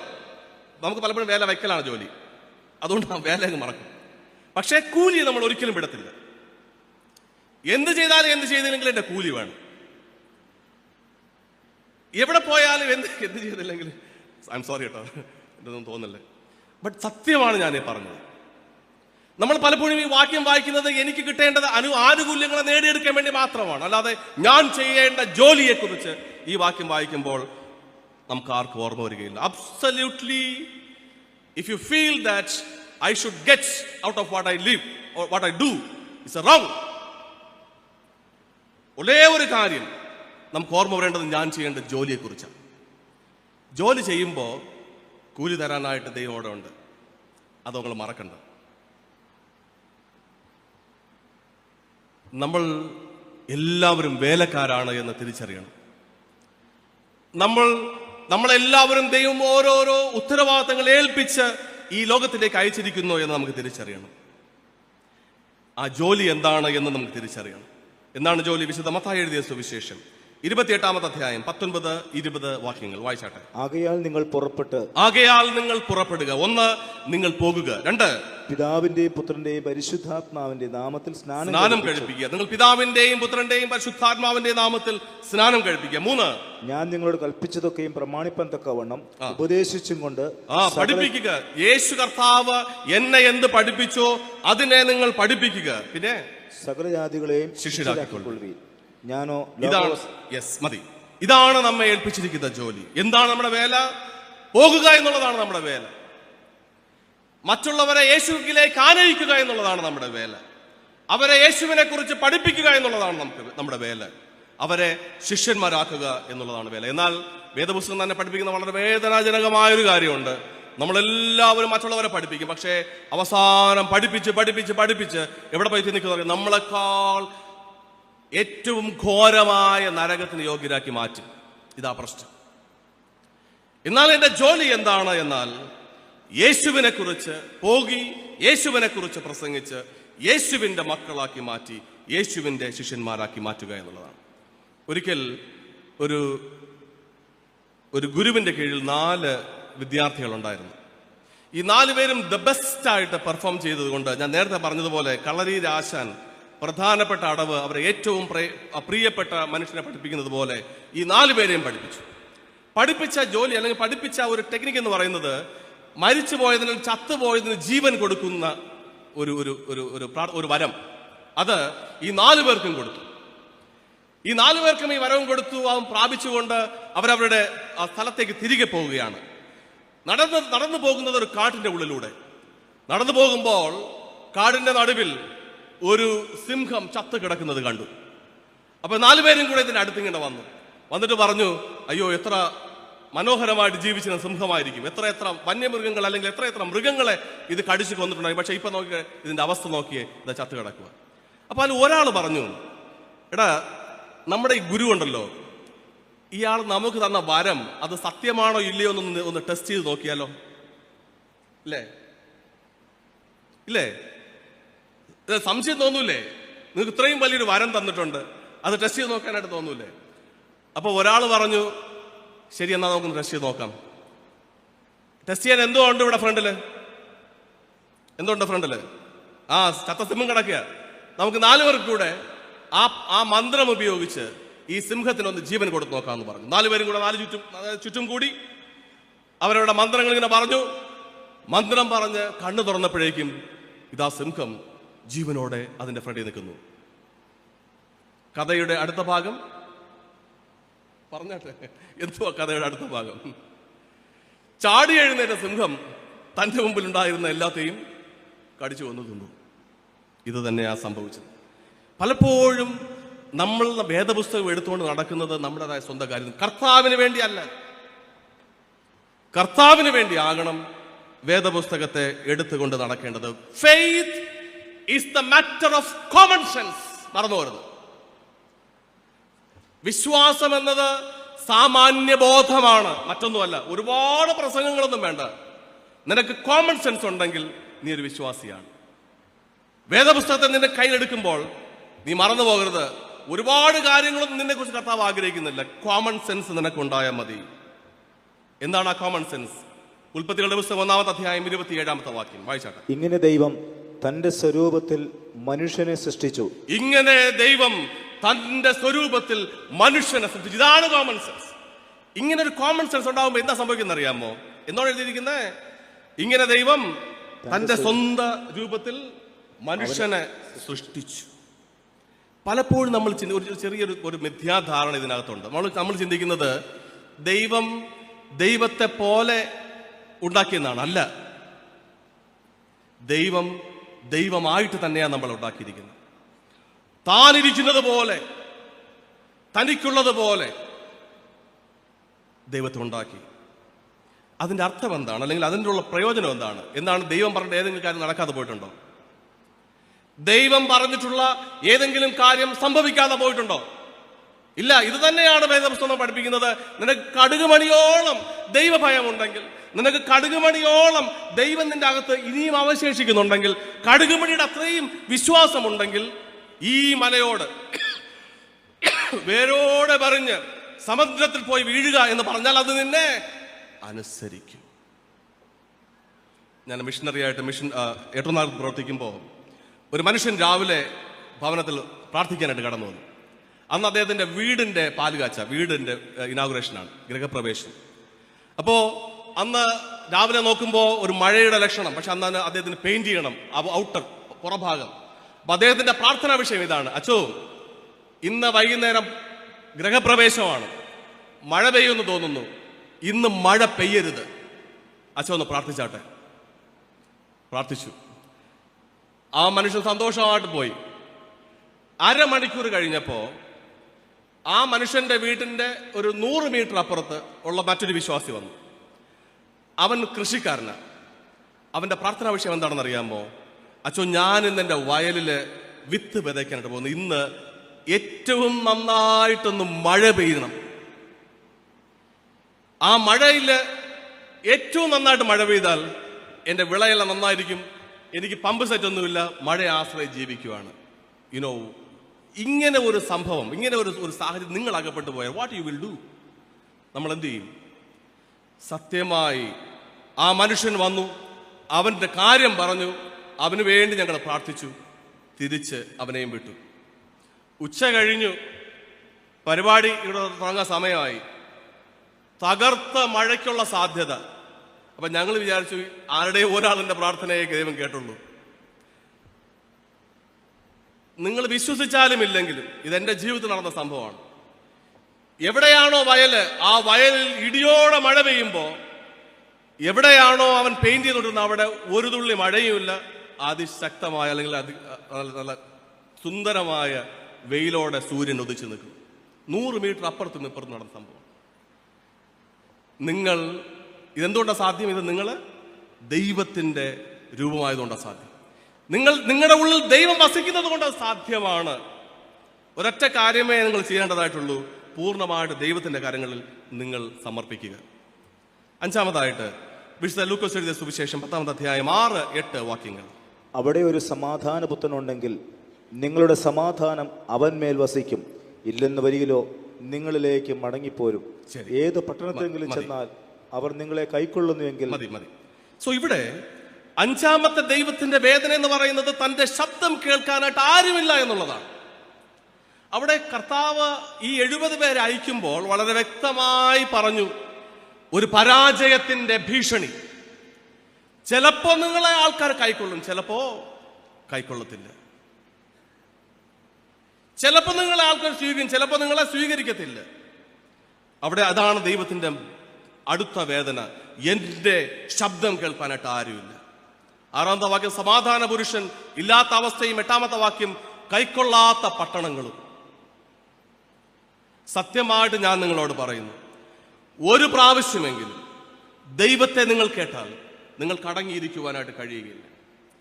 ഒരു പ്രാവശ്യമെങ്കിലും സത്യസന്ധമായി യേശുവിനെ കുറിച്ച് കേട്ടാൽ നിങ്ങൾക്ക് അടങ്ങി ഇരിക്കുവാനായിട്ട് കഴിയുകയില്ല. വായിക്കാം യെശയ്യാ പ്രവാചകന്റെ പുസ്തകം 6-ാമത്തെ അധ്യായം അതിന്റെ 8-ാമത്തെ വാക്യം. അനന്തരം ഞാൻ ആരെ അയക്കേണ്ടു, ആർ നമുക്ക് വേണ്ടി പോകും എന്ന് ചോദിക്കുന്ന കർത്താവിന്റെ ശബ്ദം കേട്ടിട്ട് അടിയനിതാ, അടിയനെ അയക്കണമേ എന്ന് ഞാൻ പറഞ്ഞു. ഒരൊറ്റ വാക്ക്, ഇതാ ആരെയാണ് ഞാൻ അയക്കേണ്ടത്, ആരാണ് എനിക്ക് വേണ്ടി പോകാൻ കഴിയുന്നത്. ആ വാക്ക് കേൾക്കുമ്പോൾ അടുത്ത നിമിഷം പ്രവാചകന്റെ മറുപടി, അടിയനിതാ, അടിയനെ അയക്കണമേ. ഞാൻ എങ്ങനെയാണ് ഒരു മിഷണറി ആയെന്നറിയാമോ? അത് വലിയൊരു സംഭവമാണ്. പ്രൊബേഷൻ പീരീഡിന്റെ എൻട്രൻസ് കഴിഞ്ഞിട്ട് I was selected. Just last stage interview നടക്കുകയാണ് തിരുമേനിയുടെ മുൻപിൽ. തിരുമേനി മഹായുടെ കൗൺസിൽ സെക്രട്ടറി ഒരു ടീമുണ്ട്, അവരുടെ മുൻപാകെ ഇന്റർവ്യൂവിനായിട്ട് ഞാൻ പോയിരിക്കുകയാണ്. അപ്പോൾ തിരുമേനി ആദ്യം പറഞ്ഞു, ഗ്ലാസ് തിരുമേനിയാണ് അപ്പോൾ ഞങ്ങളുടെ ബിഷപ്പ്. തിരുമേനി പറഞ്ഞു, ഇന്ന് വായിച്ച വേദഭാഗം വായിക്കാൻ പറഞ്ഞു. ഞാൻ എടുത്തു വെച്ച് വായിച്ചു. രണ്ടാമത് മഹായുടെ സെക്രട്ടറി ചോദ്യം, നിനക്ക് ഹിന്ദി അറിയാമോ എന്നുള്ള ചോദ്യം. എന്തിനാണെന്നറിയാമോ ചോദ്യം ചോദിച്ചത്? അറിയാമോ? മനസ്സിലായോ? ഇല്ല. ഹിന്ദി അറിയാമെന്ന് പറഞ്ഞാൽ ഇവരെ മിഷൻ ഫീൽഡിലോട്ട് വിടാം. അതിനാ. അപ്പൊ എനിക്കിത് ക്ലിക്ക് ചെയ്തു. എനിക്ക് ഹിന്ദി കുറച്ചൊക്കെ അറിയാം, ആന ജാന കുറച്ചൊക്കെ അറിയാം, ഒരുപാട് പറഞ്ഞോളൂ എങ്കിൽ പോലും. അപ്പൊ എനിക്കറിയാമെങ്കിൽ പോലും എനിക്ക് മനസ്സിലായി, എടാ ഞാൻ ഇവിടെ യെസ് എന്ന് പറഞ്ഞാൽ ഓക്കെ, എങ്ങനെയാണെങ്കിൽ നീ മിഷൻ ഫീൽഡിലോട്ട് പോ എന്ന് തിരുമേനി പറയും എന്ന് എനിക്ക് മനസ്സിലായതുകൊണ്ട് ഞാൻ പറഞ്ഞു, ഇല്ല എനിക്ക് ഹിന്ദി അറിയത്തില്ല എന്ന് പറഞ്ഞു. സോ അറിയത്തില്ല എന്ന് പറഞ്ഞുകൊണ്ട് തന്നെ ട്രിവാൻഡ്രം ഡിസ്ട്രിക്റ്റിനകത്ത് അന്ന് പെരിങ്ങമല ഡിസ്ട്രിക്റ്റിൽ പുഞ്ചക്കരി എന്ന സഭയിൽ എന്നെ അവിടുത്തെ വർക്കറായിട്ടിട്ടു. ആ മിഷൻ ആ സഭയിൽ വർക്ക് ചെയ്യുകയാണ്. മനോഹരമായൊരു ഗ്രാമം. അവിടെ 6-7 മാസം വർക്ക് ചെയ്യുമ്പോൾ ആന്ധ്രയിൽ എട്ടൂർനാഗരം എന്നൊരു മിഷൻ ഫീൽഡുണ്ട്. അത് നമ്മുടെ സൗത്ത് കർണാടകത്തിന്റെ മിഷൻ ഫീൽഡാണ്. അവിടെ ചില പള്ളികൾ പണിതു. ആ പള്ളികൾ പണിതപ്പോൾ അതിന്റെ ഡെഡിക്കേഷന് വേണ്ടി ബിഷപ്പ് പോകുന്നുണ്ട്. ആ തിരുമേനിയുടെ കൂടെ പോകാനായിട്ട് 10 പേർക്ക് ചാൻസ് ഉണ്ട്. ഈ 10 പേര് അവരവരുടെ ചെലവെല്ലാം അവരവർ വഹിക്കണം. പക്ഷേ തിരുമേനിയുടെ കൂടെ പോകാം, ഈ പ്രോഗ്രാം എല്ലാം പങ്കെടുക്കാം, അതൊരു തിരിച്ചു വരാം. അതിൽ ഒരാൾ ഞാൻ. ഇനി ഒരാള് എന്റെ നേരെ താഴെ കാണുന്ന താടി വെച്ച അച്ഛനില്ലേ, പ്രസാദ് ദാസ് അച്ഛൻ. അച്ഛൻ മറ്റന്നാമത്തെ പ്രസംഗിക്കും, അത് അടുത്ത ആള്. അപ്പോ ഈ ടീമിൽ ഞങ്ങൾ പോവുകയാണ്. പോയപ്പോ ഈ മിഷൻ ഫീൽഡിലെത്തി അവിടുത്തെ പ്രവർത്തനങ്ങൾ കണ്ടു. അവിടെ കണ്ണായികുടം എന്നൊരു ഗ്രാമമുണ്ട്. ആ ഗ്രാമത്തെ പള്ളി പ്രതിഷ്ഠ, കാട്ടിനകത്തൂടെയുള്ള യാത്ര. ഇന്നത്തെ പോലെ അന്ന് ഇത് പാലങ്ങളൊന്നുമില്ല. കൊച്ചമ്മ ഇന്നലെ പറയുകയായിരുന്നു പാലങ്ങളില്ലാത്ത ഈ നാടിനെ കുറിച്ച്. ഒരു വണ്ടിയിൽ കയറി, ഒരു ഒമിനി വാൻ, എല്ലാവരും കൂടെ കുത്തിനിറങ്ങി കയറി കാട്ടിലൂടെ പോകുന്നു. കുറച്ച് സമയം കഴിഞ്ഞപ്പോൾ ഒരു വലിയൊരു നദി എത്തി. അതിൽ വെള്ളമൊന്നുമില്ല, വെറും മണലാണ്. ആ വണ്ടി ഈ മണലിലൂടെ ഇങ്ങനെ പോവുക ഫ്രണ്ടിലോട്ട്. കറക്റ്റായിട്ട് ആ നദിയുടെ നടുക്കെത്തിയപ്പോ ഈ വണ്ടി മണലിലോട്ട് താണുപോയി. താണെന്ന് പറഞ്ഞാൽ ആ ടയർ മൊത്തം താണുപോയി. എത്ര ശ്രമിച്ചിട്ടും വരുന്നില്ല. ഞങ്ങളെല്ലാവരും വെളിയിലിറങ്ങി കുറെ പേര് മണൽ വാരുന്നു, കുറെ പേര് കല്ലെല്ലാം കൊണ്ടിടുന്നു, കുറെ പേര് ചില്ലകളെല്ലാം വെട്ടിക്കൊണ്ടിടുന്നു. സത്യം പറഞ്ഞാൽ അവിടെ നിന്ന് ഞങ്ങൾ പ്രതിഷ്ഠിച്ചു. 3 പേര് പ്രതിഷ്ഠിച്ചു. ഒന്ന് ഞാൻ, ഒന്ന് അച്ഛൻ, മറ്റൊരു അച്ഛൻ. അദ്ദേഹം ഇന്ന് അച്ഛനാണ്. അങ്ങനെയാണ് ഞാൻ മിഷൻ ഫീൽഡിൽ എത്തുന്നത്. സോറി, കഥ തീർന്നില്ല. തിരിച്ചു വന്നു. ആ മിഷൻ ഫീൽഡിൽ എല്ലാം ആ വിസിറ്റ് എല്ലാം പൂർത്തിയാക്കി തിരിച്ചു വന്നു. അവിടെ വെച്ച് എന്നെ ഡെഡിക്കേറ്റ് ചെയ്തു. ഇനി ഞാൻ പ്രവർത്തിക്കുന്നെങ്കിൽ മിഷണറിയായിട്ട് പ്രവർത്തിക്കുന്നുള്ളൂ എന്ന്. നേരെ പോയി എൻ്റെ പപ്പയോട് പറഞ്ഞു. പപ്പ പറഞ്ഞു, he was very happy, he did not say anything. പപ്പയും വിളിച്ചുകൊണ്ട് തിരുമേനിയുടെ അടുത്ത് പോയി. തിരുമേനിയോട് പറഞ്ഞു, തിരുമേനി എനിക്ക് മിഷൻ ഫീൽഡിൽ പോയി വർക്ക് ചെയ്യാൻ താല്പര്യമുണ്ട്. തിരുമേനി ഉടൻ തന്നെ ഡെപ്യൂട്ടേഷൻ എഴുതി വാട്ടർ മിഷൻ ഫോർവേഡ് ചെയ്തു. ദ നെക്സ്റ്റ് മന്ത് ഫെബ്രുവരി 2-ാം തീയതി I landed in Eturnagaram mission field. Missionary. ദൈവത്തിൻ്റെ ശബ്ദം കേൾപ്പാനായിട്ട് ഒരു മിഷണറി എന്ന് പറയുന്നത്, അല്ലെങ്കിൽ ഒരു അച്ഛൻ എന്ന് പറയുന്നത്, അല്ലെങ്കിൽ വിശ്വാസി എന്ന് പറയുന്നത് യാദർച്ഛികമായിട്ട് നടന്നൊരു സംഭവമല്ല. അത് ദൈവത്തിന്റെ പദ്ധതിയുടെ ഭാഗമായിട്ട് നടന്നൊരു കാര്യമാണ്. നിങ്ങൾ അച്ഛനായിരിക്കുന്നതും, നിങ്ങൾ മിഷണറി ആയിരിക്കുന്നതും, നിങ്ങൾ വിശ്വാസിയായിരിക്കുന്നതും നിങ്ങളുടെ പാരമ്പര്യം കൊണ്ട് നിങ്ങൾ വിശ്വാസിയായതല്ല, ദൈവത്തിന്റെ പദ്ധതിയുടെ ഭാഗമാണ്. ആ പദ്ധതിയുടെ ഭാഗമായി നമ്മൾ ദൈവത്തിന്റെ വാക്ക് കേൾക്കുന്നില്ല എന്ന് പറയുന്നത് ദൈവത്തിന്റെ ഏറ്റവും വലിയ വേദനയാണ്. ഞാൻ പറഞ്ഞു, ഒരു പ്രാവശ്യമെങ്കിലും ദൈവത്തെക്കുറിച്ച് കേട്ടാൽ നിങ്ങൾക്ക് അടങ്ങിയിരിക്കാൻ കഴിയുകയില്ല. ഒരു പ്രാവശ്യം ഞാൻ മിഷൻ ഫീൽഡ് പോയി കണ്ടു, എനിക്ക് അടങ്ങിയിരിക്കാൻ കഴിഞ്ഞില്ല. ആ മിഷൻ ഫീൽഡിൽ ഞാൻ ഇൻചാർജായിട്ടിരിക്കുമ്പോൾ അവിടെ രാവിലെ 5:30-ക്കും വൈകുന്നേരം 7 മണിക്കുമാണ് പ്രാർത്ഥന. വൈകുന്നേരം 7 മണിക്ക് പ്രാർത്ഥന തെലുങ്കിലാണ്, രാവിലെയുള്ള പ്രാർത്ഥന മലയാളത്തിലാണ്. മലയാളം പാട്ട് പാടും രാവിലെ, വൈകുന്നേരം തെലുങ്ക് പാട്ട് പാടും, തെലുങ്കിലാണ് പ്രാർത്ഥന, എല്ലാം ഹോൾ സിസ്റ്റം. അപ്പോൾ ഞങ്ങൾ പള്ളിക്കകത്തിരുന്ന് പ്രാർത്ഥിക്കുമ്പോൾ ഒരു മനുഷ്യൻ ഒരിക്കൽ യാദർച്ഛികമായിട്ട് ഞങ്ങളുടെ പള്ളിയുടെ ജസ്റ്റ് ഓപ്പോസിറ്റുള്ള ഒരു ചെറിയൊരു കടയുണ്ട്, ആ കടയിൽ സാധനം വാങ്ങിക്കാനായിട്ട് വന്നു. ആ സാധനം വാങ്ങിക്കാനായിട്ട് വന്ന മനുഷ്യൻ ഇതിനകത്ത് പ്രാർത്ഥിക്കുന്നത് കേട്ടോണ്ടിരിക്കുക. ഞങ്ങൾ പ്രാർത്ഥിക്കുന്നത് ആ ദേശത്തിന് വേണ്ടി പ്രാർത്ഥിക്കുന്നു, അവിടെ മദ്യപാനത്തിലായിരിക്കുന്നവരെ രക്ഷിക്കണമെന്ന് പ്രാർത്ഥിക്കുന്നു, അവർ മയക്കുമരുന്നിന്റെ അടിമത്തിലായിരിക്കുന്നവരെ രക്ഷിക്കണമെന്ന് പ്രാർത്ഥിക്കുന്നു, രോഗികൾക്ക് വേണ്ടി പ്രാർത്ഥിക്കുന്നു, കാലാവസ്ഥയ്ക്ക് വേണ്ടി പ്രാർത്ഥിക്കുന്നു, അവിടെ കൃഷികൾക്ക് വേണ്ടി പ്രാർത്ഥിക്കുന്നു. ആ നാട്ടിലുള്ള എല്ലാ മനുഷ്യരുടെയും എല്ലാ ആവശ്യങ്ങളെയും ഒന്നുപോലും വിട്ടുപോകാതെ ഞങ്ങൾ പ്രാർത്ഥിക്കുകയാണ്. ഈ മനുഷ്യൻ ആ കടയുടെ മുമ്പിലിരുന്ന് ഇതെല്ലാം കേട്ടോണ്ടിരിക്കുക. He made it a routine.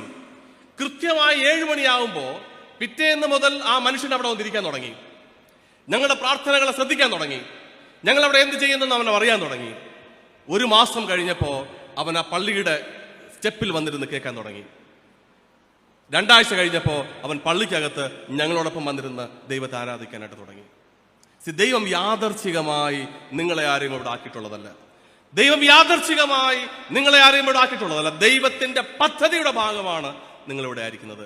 അതുകൊണ്ട് ദൈവത്തിന്റെ ശബ്ദം കേൾപ്പാനായിട്ട് നമുക്ക് കഴിയണം. അവസാനമായി ഒരു കാര്യം കൂടെ പറഞ്ഞ് അവസാനിപ്പിക്കാം. വിശുദ്ധ ലൂക്കോസ് എഴുതിയ സുവിശേഷം 10-ാമത്തെ അധ്യായം അതിന്റെ 9-ാമത്തെ വാക്യം. അതിലെ രോഗികളെ സൗഖ്യമാക്കി ദൈവരാജ്യം നിങ്ങൾക്ക് സമീപിച്ചു വന്നിരിക്കുന്നെന്ന് അവരോട് പറവീൻ. ഇവിടെ ദൈവത്തിന്റെ അല്ലെങ്കിൽ യേശുവിന്റെ 6-ാമത്തെ വേദന എന്ന് പറയുന്നത് people do not know the mission order. Mission പ്രവർത്തനത്തിന് ഒരു ഓർഡർ ഉണ്ട്, ദൗത്യ നിർവഹണത്തിന് ഒരു ക്രമമുണ്ട്. നാം പലപ്പോഴും ആ ക്രമം മനസ്സിലാക്കാറില്ല എന്നുള്ളതാണ്. എന്തുവാണത്? വായിച്ചാട്ടോ ഒന്നുകൂടെ. ലൂക്കോസ് എഴുതിയ സുവിശേഷം 10-ാമത്തെ അധ്യായം 9-ാമത്തെ വാക്യം. അതിലെ രോഗികളെ സൗഖ്യമാക്കുക. 1-ാമത്തെ നമ്മുടെ ദൗത്യം എന്ന് പറയുന്നത് നമ്മൾ എവിടെ ആയിരുന്നാലും ആ ദേശത്തിലുള്ള മനുഷ്യരുടെ ആവശ്യങ്ങളെ അറിഞ്ഞ് അവരെ സഹായിക്കുന്നുള്ളതാണ്. 2-ാമത് ദൈവരാജ്യം സമീപിച്ചിരിക്കുന്നു പറയണം. അത് 2-ാമത്തെ സ്റ്റെപ്പാണ്. നിങ്ങൾ അയച്ചിരിക്കുന്നത്. മോശയുടെ ചരിത്രം നമുക്കറിയാം. മോശയെ ദൈവം വിളിക്കുമ്പോൾ ഇസ്രായേൽ ജനങ്ങളുടെ കഷ്ടതകളെ കണ്ട് അവരുടെ വേദനകളെ കേട്ട് അവനെ അയക്കുമ്പോൾ മോശ ചോദിക്കുന്ന ചോദ്യമാണ്, എന്നെ അയച്ചത് ആര് എന്ന് ചോദിച്ചാൽ ഞാൻ എന്ത് മറുപടി പറയണം? ഇത് നമ്മുടെ ഓരോരുത്തരുടെ ജീവിതത്തിൽ ഇതിന് അർത്ഥമുണ്ട്. നിങ്ങളെ ആരയച്ചിരിക്കുന്നു ചോദിച്ചാൽ നിങ്ങൾക്ക് എന്ത് മറുപടി പറയാനുണ്ട്? ഈ വേദഭാഗം നമ്മെ പഠിപ്പിക്കുന്നത് ദൈവത്തിന്റെ മിഷൻ ഓർഡർ എന്ന് പറയുന്നത് first we should know the context in which that we are living and the context in which that we are working. ആ സ്ഥലത്തായിരിക്കുന്ന മനുഷ്യരെ കുറിച്ച് അറിയുകയും അവരുടെ ആവശ്യങ്ങളെ മനസ്സിലാക്കുകയും അവർക്ക് വേണ്ടി പ്രവർത്തിക്കുകയും ചെയ്യുക. The second step is to declare about the kingdom of God. എന്നാൽ പലപ്പോഴും നമ്മൾ ഈ ഓർഡർ പലപ്പോഴും മറന്നു പോകാറുണ്ട്. നമ്മുടേതായിട്ടുള്ള ഓർഡറുകൾ ക്രമീകരിക്കാറുണ്ട്. അതെന്തുകൊണ്ടാണെന്ന് അറിയാമോ? That depends upon our character. നമ്മുടെ സ്വഭാവമാണ് അതിന് കാരണം. ദൈവം നമുക്ക് നൽകിയൊരു ഓർഡർ ക്രമീകരിക്കാൻ നമുക്ക് കഴിയുന്നില്ലെങ്കിൽ അതിന്റെ അർത്ഥം നമ്മുടെ സ്വഭാവത്തിന്റെ പ്രശ്നമാണ്. അതിനെ ക്രമീകരിക്കാൻ ഒരു ചെറിയൊരു ഒരു കഥ കൂടെ ഞങ്ങൾ പറയാം, അത് പെട്ടെന്ന് മനസ്സിലാവും. ഒരിക്കൽ ഒരു സന്യാസിയും അവരുടെ ശിഷ്യനുമായിട്ട് ഒരു നദിയുടെ കരയിലൂടെ നടക്കുകയായിരുന്നു. നടന്നു പോകുമ്പോൾ ഈ സന്യാസി ഈ നദിയുടെ കരയിലൂടെ ഇങ്ങനെ നടന്നു പോകുന്ന ഒരു തേളിനെ കണ്ടു. ആ തേളിനെ ഇങ്ങനെ ശ്രദ്ധിക്കുകയാണ് ഈ സന്യാസി. കുറച്ചു സമയം കഴിഞ്ഞപ്പോൾ ഈ തേളിങ്ങനെ നടന്ന് ഈ വെള്ളത്തിനകത്തോട്ടങ്ങ് വീണു. ഈ സന്യാസി എന്ത് ചെയ്യുന്നറിയാമോ? അവൻ തന്റെ കരങ്ങളെ നീട്ടി ആ തേളിനെ ആ വെള്ളത്തിൽ നിന്നെടുത്ത് കരയിലോട്ട് കൊണ്ടുവയ്ക്കാനായിട്ട് പോയി. ഈ കരയിലോട്ട് കൊണ്ട് വയ്ക്കുന്നതിന്റെ ഇടയിൽ ആ തേള് ആ സന്യാസിയുടെ കയ്യിലേക്ക് ആഞ്ഞൊന്ന് കൊത്തി. ആ മനുഷ്യൻ അവനെ കരയിലോട്ട് വിട്ടു, തന്റെ കൈയെ ഒന്ന് തുടച്ചു, പിന്നെ നടക്കുമ്പോൾ ആ മനുഷ്യൻ പിന്നെയും തിരിഞ്ഞു നോക്കിയപ്പോൾ ആ തേള് പിന്നെയും നടക്കുക വെള്ളത്തിന്റെ അടുക്കിലേക്ക്. പിന്നെയും നടന്ന് നടന്ന് ആ തേള് പോയി പിന്നെയും വെള്ളത്തിൽ വീണു. ഈ സന്യാസി തിരികെ വന്ന് ആ തേളിനെ പിന്നെയും കൈകൊണ്ടെടുത്ത് അതിനെ കരയിലേക്ക് വെച്ചു. കരയിലേക്ക് വയ്ക്കുന്നതിനിടയിൽ പിന്നെയും ആ തേള് അവന്റെ കരങ്ങളിൽ ആഞ്ഞ് ഒന്ന് കൊത്തി. പിന്നെയും നടന്നു പോകുന്നു. പിന്നെയും സന്യാസി തിരിഞ്ഞു നോക്കുന്നു. പിന്നെയും ഈ തേള് വെള്ളത്തിലോട്ട് നടക്കുന്നു, വെള്ളത്തിൽ വീഴുന്നു. സന്യാസി തിരികെ വരുന്നു, പിന്നെയും തേളിനെ എടുക്കുന്നു, കരയിലേക്ക് വയ്ക്കുന്നു. അപ്പോഴും ആ സന്യാസിയുടെ കയ്യിലേക്ക് ഈ തേള് ഒന്ന് ആഞ്ഞു കൊത്തി. നടക്കുന്നു, പിന്നെയും തിരിഞ്ഞു നോക്കി. തന്റെ കൂടെ നടന്ന ശിഷ്യന് സഹിച്ചില്ല. അവൻ പറഞ്ഞു, അങ്ങ് സത്യമായി ബുദ്ധിഹീനനാണ്, വിവരമില്ലാത്തവനാണ്. നിങ്ങൾ സന്യാസിയാണെന്ന് പറയുന്നത് വെറും ഇതാണ്. എത്ര പ്രാവശ്യം നിങ്ങൾ രക്ഷിച്ചു, എത്ര പ്രാവശ്യം നിങ്ങൾ അതിനെടുത്ത് കരവെച്ചു. രക്ഷിച്ചതോ പോട്ടെ, അതിനെക്കുറിച്ച് നന്ദിയുമില്ല. പക്ഷെ എന്ത് ചെയ്തു? അതിന്റെ കൂടെ ഒരു കുത്തും കൂടെ കൊടുത്തു. ഇത്രയും പ്രാവശ്യം പഠിച്ചിട്ട് നിങ്ങൾക്ക് മനസ്സിലായില്ലേ എന്ന് ചോദിച്ചു. ആ സന്യാസി തന്റെ ശിഷ്യന്റെ മുഖത്തൊക്കെ ഇങ്ങനെ പറഞ്ഞു, കുത്തുന്നത് തേളിന്റെ സ്വഭാവമാണെങ്കിൽ രക്ഷിക്കുന്നത് എന്റെ സ്വഭാവമാണ്. എത്ര പ്രാവശ്യം യേശു നിങ്ങളെ രക്ഷിച്ചു, എത്ര പ്രാവശ്യം യേശു നിങ്ങളെ രക്ഷിച്ചു, എത്ര പ്രാവശ്യം നശിച്ചു പോകേണ്ടടുത്ത് യേശു നിങ്ങളെ വലിച്ചെടുത്തു. പക്ഷെ നിങ്ങൾ എന്താണ് തിരിച്ച് യേശുവിനെ തിരിച്ചു കൊടുത്തത്?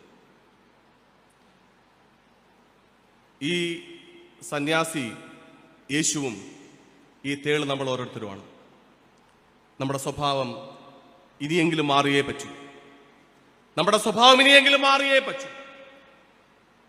6 കാര്യങ്ങളാണ് ഞാൻ നിങ്ങളുടെ മുമ്പാകെ വെച്ചത്. ദൈവത്തിന്റെ, യേശു കർത്താവിന്റെ വേദനകൾ. 1, യേശുവിന്റെ മനസ്സാരും തിരിച്ചറിയുന്നില്ല. കഴിഞ്ഞില്ല കേട്ടോ, രണ്ടാമത്തെ ഭാഗം കുറച്ചുകൂടെ ഉണ്ട്. നിങ്ങൾ ആരും മടക്കിയൊന്നും വെക്കേണ്ട, ബൈബിൾ ഇരുന്നോട്ടെ.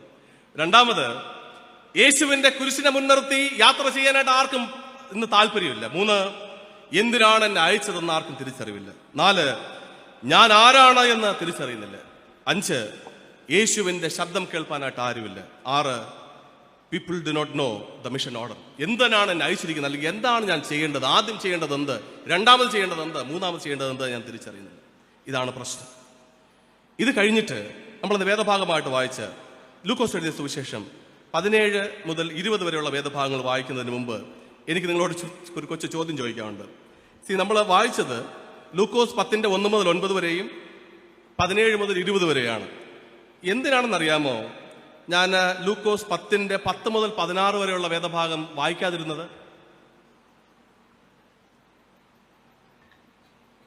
ഒന്ന് വായിക്കാമോ?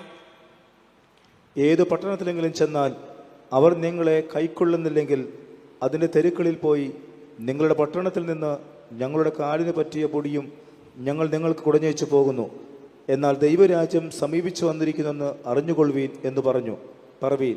ആ പട്ടണത്തെക്കാൾ സോദോമ്യർക്ക് ആ നാളിൽ സഹിക്കാവതാകും എന്ന് ഞാൻ നിങ്ങളോട് പറയുന്നു. കോരസീനെ, നിനക്കയ്യോ കഷ്ടം! ബേത്സയിദേ, നിനക്കയ്യോ കഷ്ടം!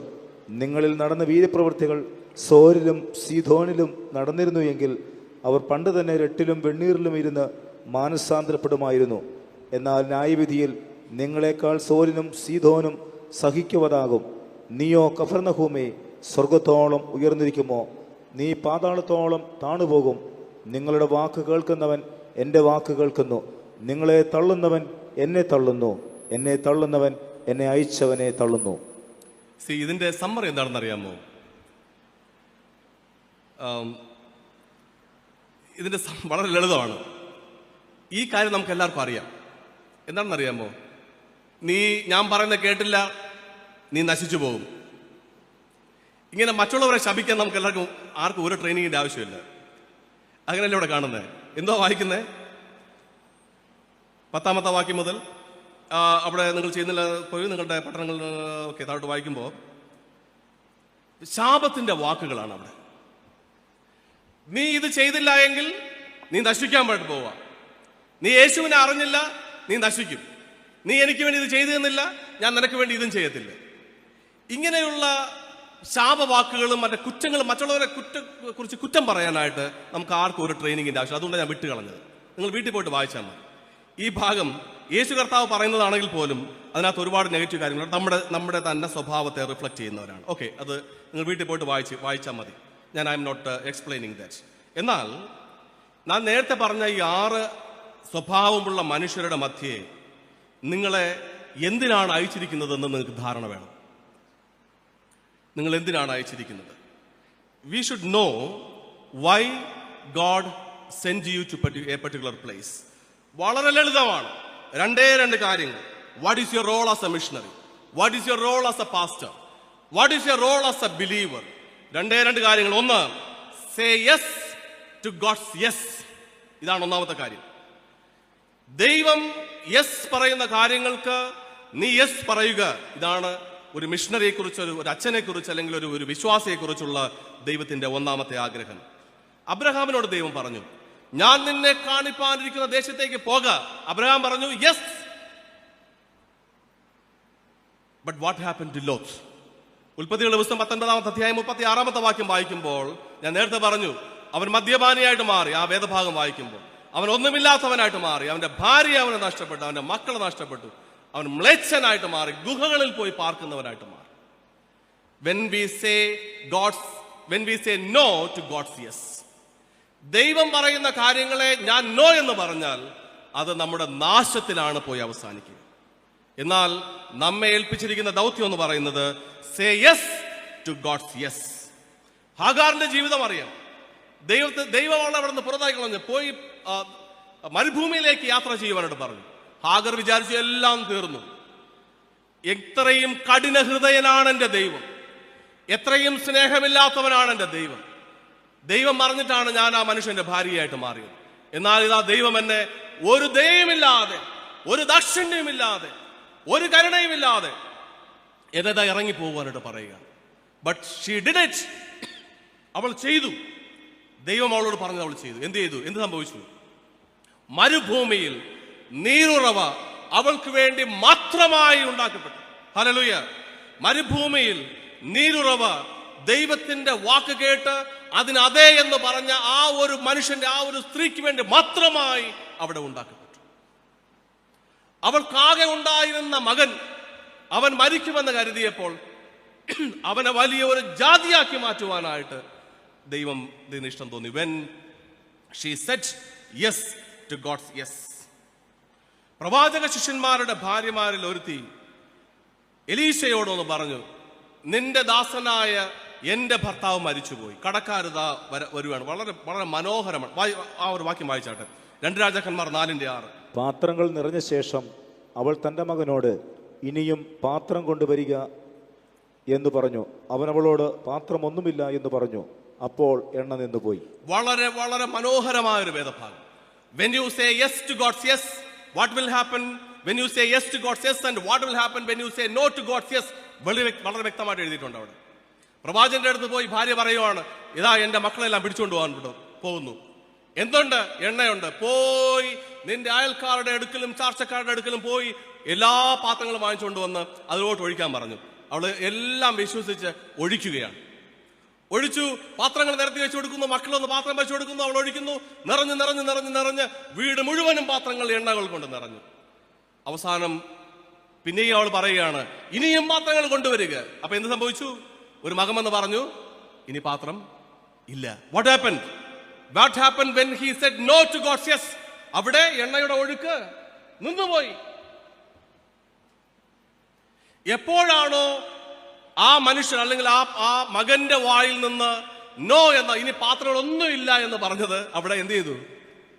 എണ്ണയുടെ ഒഴുക്ക് നിന്നുപോയി.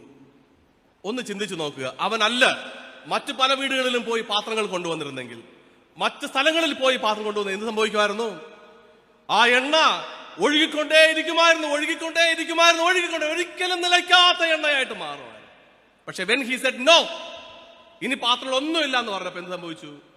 എണ്ണയുടെ ഒഴുക്ക് നിന്നുപോയി. Do not say no to God's yes. ഇതാണ് ഒന്നാമത് ഒരു മിഷണറിമാരെ കുറിച്ചുള്ള ദൗത്യം. Say yes to God's yes. രണ്ടാമത് say no to God's no.